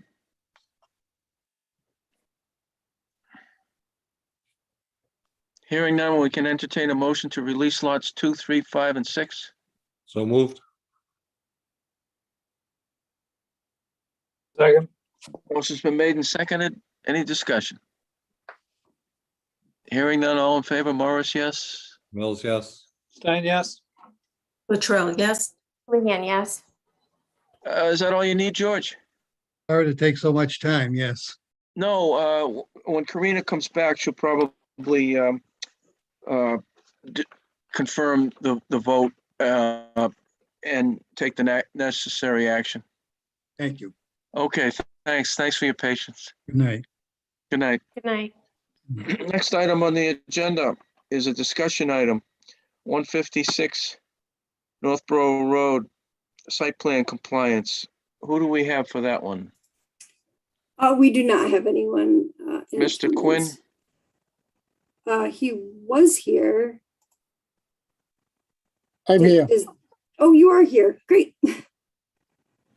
Mr. Quinn, at our last discussion on this, you indicated that the owner or parties thereof had some type of a relationship with Bigelow Nurseries? I guess they had contacted them about purchasing some plants. I'm not sure where that went. Abundance of caution, as I stated before, my son works there, so I'll turn the chair over to Mr. Mills. Okay. Thank you. And Mr. Quinn, thanks for coming. You're welcome. So I don't know, Sarah, do we have an update first? I mean, I know you're kind of filling in for Karina, but Yeah, I'm sorry. Again, this is not one that I'm terribly familiar with in terms of the updates over the past couple of weeks. okay. So Mr. Quinn, I do know that there were a number of emails back and forth with the town lawyer, the town attorney, and it sounded like that the amendment to the approved plans were required, correct? I guess that's still up for discussion. I'm going to be submitting to the planning board in the next week or so a formal request for what I would call a insubstantial change to the approved plan. We're not changing the size of the building. We're not changing the use of the building. The only thing we're going to change is words on the protocol that currently call as tenants. We're going to call them as owner or / occupants. So there's very little change other than the way it's managed. So we're not changing the parking, the zoning, the use, the setbacks, the size of the building. We're not changing any of that. So we believe it's an insubstantial change, and we will submit a formal request for the next hearing. Okay. I imagine that would go back to the town attorney to make sure it's in alignment with his opinion from before. So I guess we'd look forward to receiving that. Yes. Just to give you an update. So the other outstanding issue is the plantings. There were quite a few cultivars that were planted. We're in the process of having those removed and replaced with native species.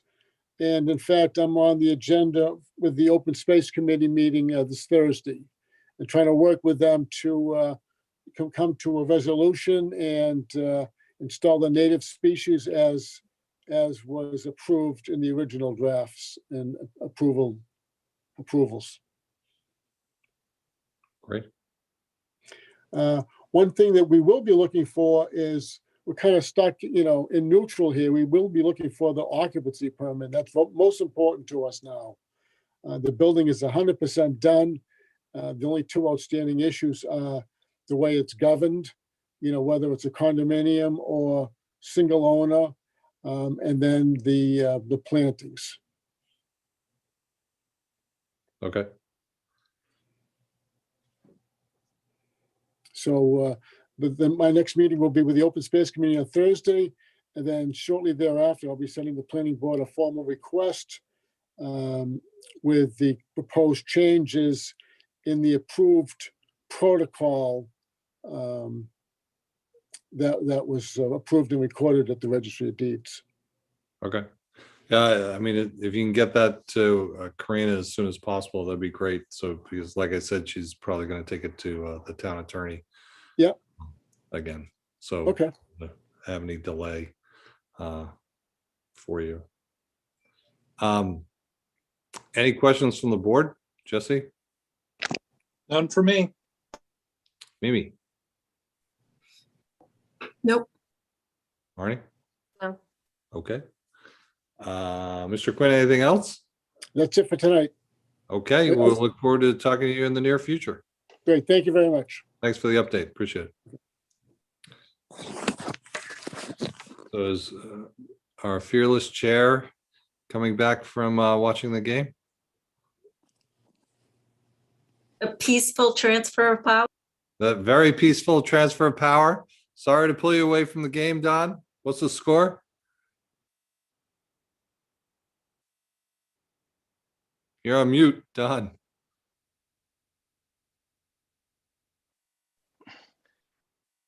My high-tech abilities wasn't able to find what channel it's on. So I can Fox tell you Sports 1. I have, hey, Don, it's Paul. I have a 5-year-old's ability to turn a TV on. It's 9-3 still after 5 complete innings. So we're about to start the top of the 6th, 9-3. Thank you. I did find the Buffalo Bills Tennessee game, and the Bills are ahead 23-17. Oh, wait, they just scored.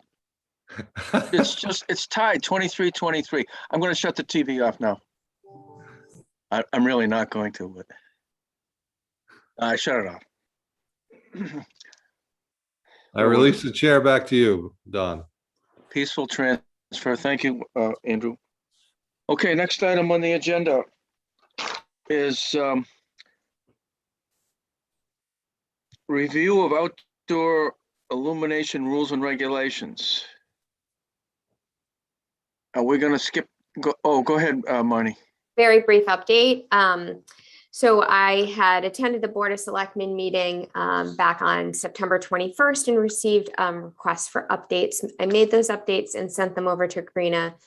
Karina wanted to discuss those updates with me, and I just didn't have a chance balancing work and planning board time. So I wasn't unable to do that. So she proceeded to send those to Lori, our building commissioner, and Lori has provided some comments back, requesting some definitions and some clarity around how things can be enforced. So she really spent a little bit of time looking at that, knowing that she will be the person enforcing. So I think her comments are completely within reason and addressable, and I will work with Karina to do that and ensure that that can be put forward back to the Board of Selectmen. So Lori is understanding how she may be able to enforce that.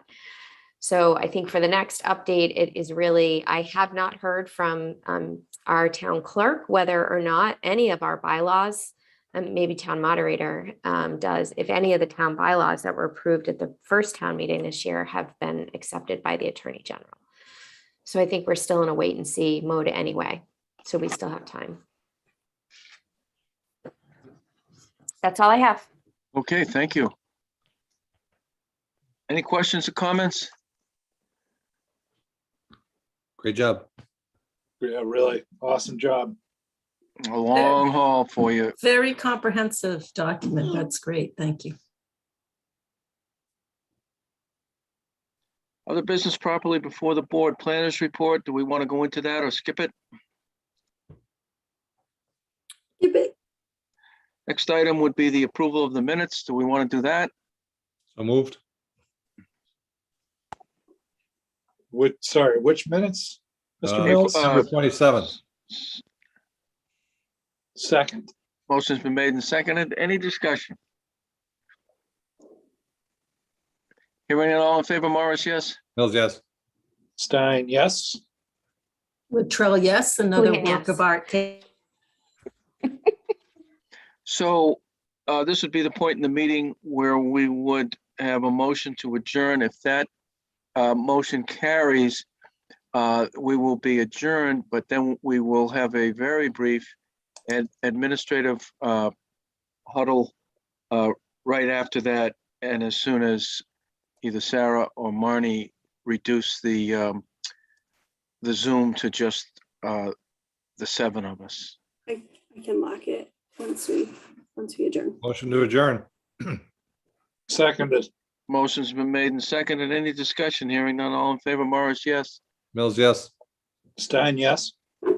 Latrell, yes.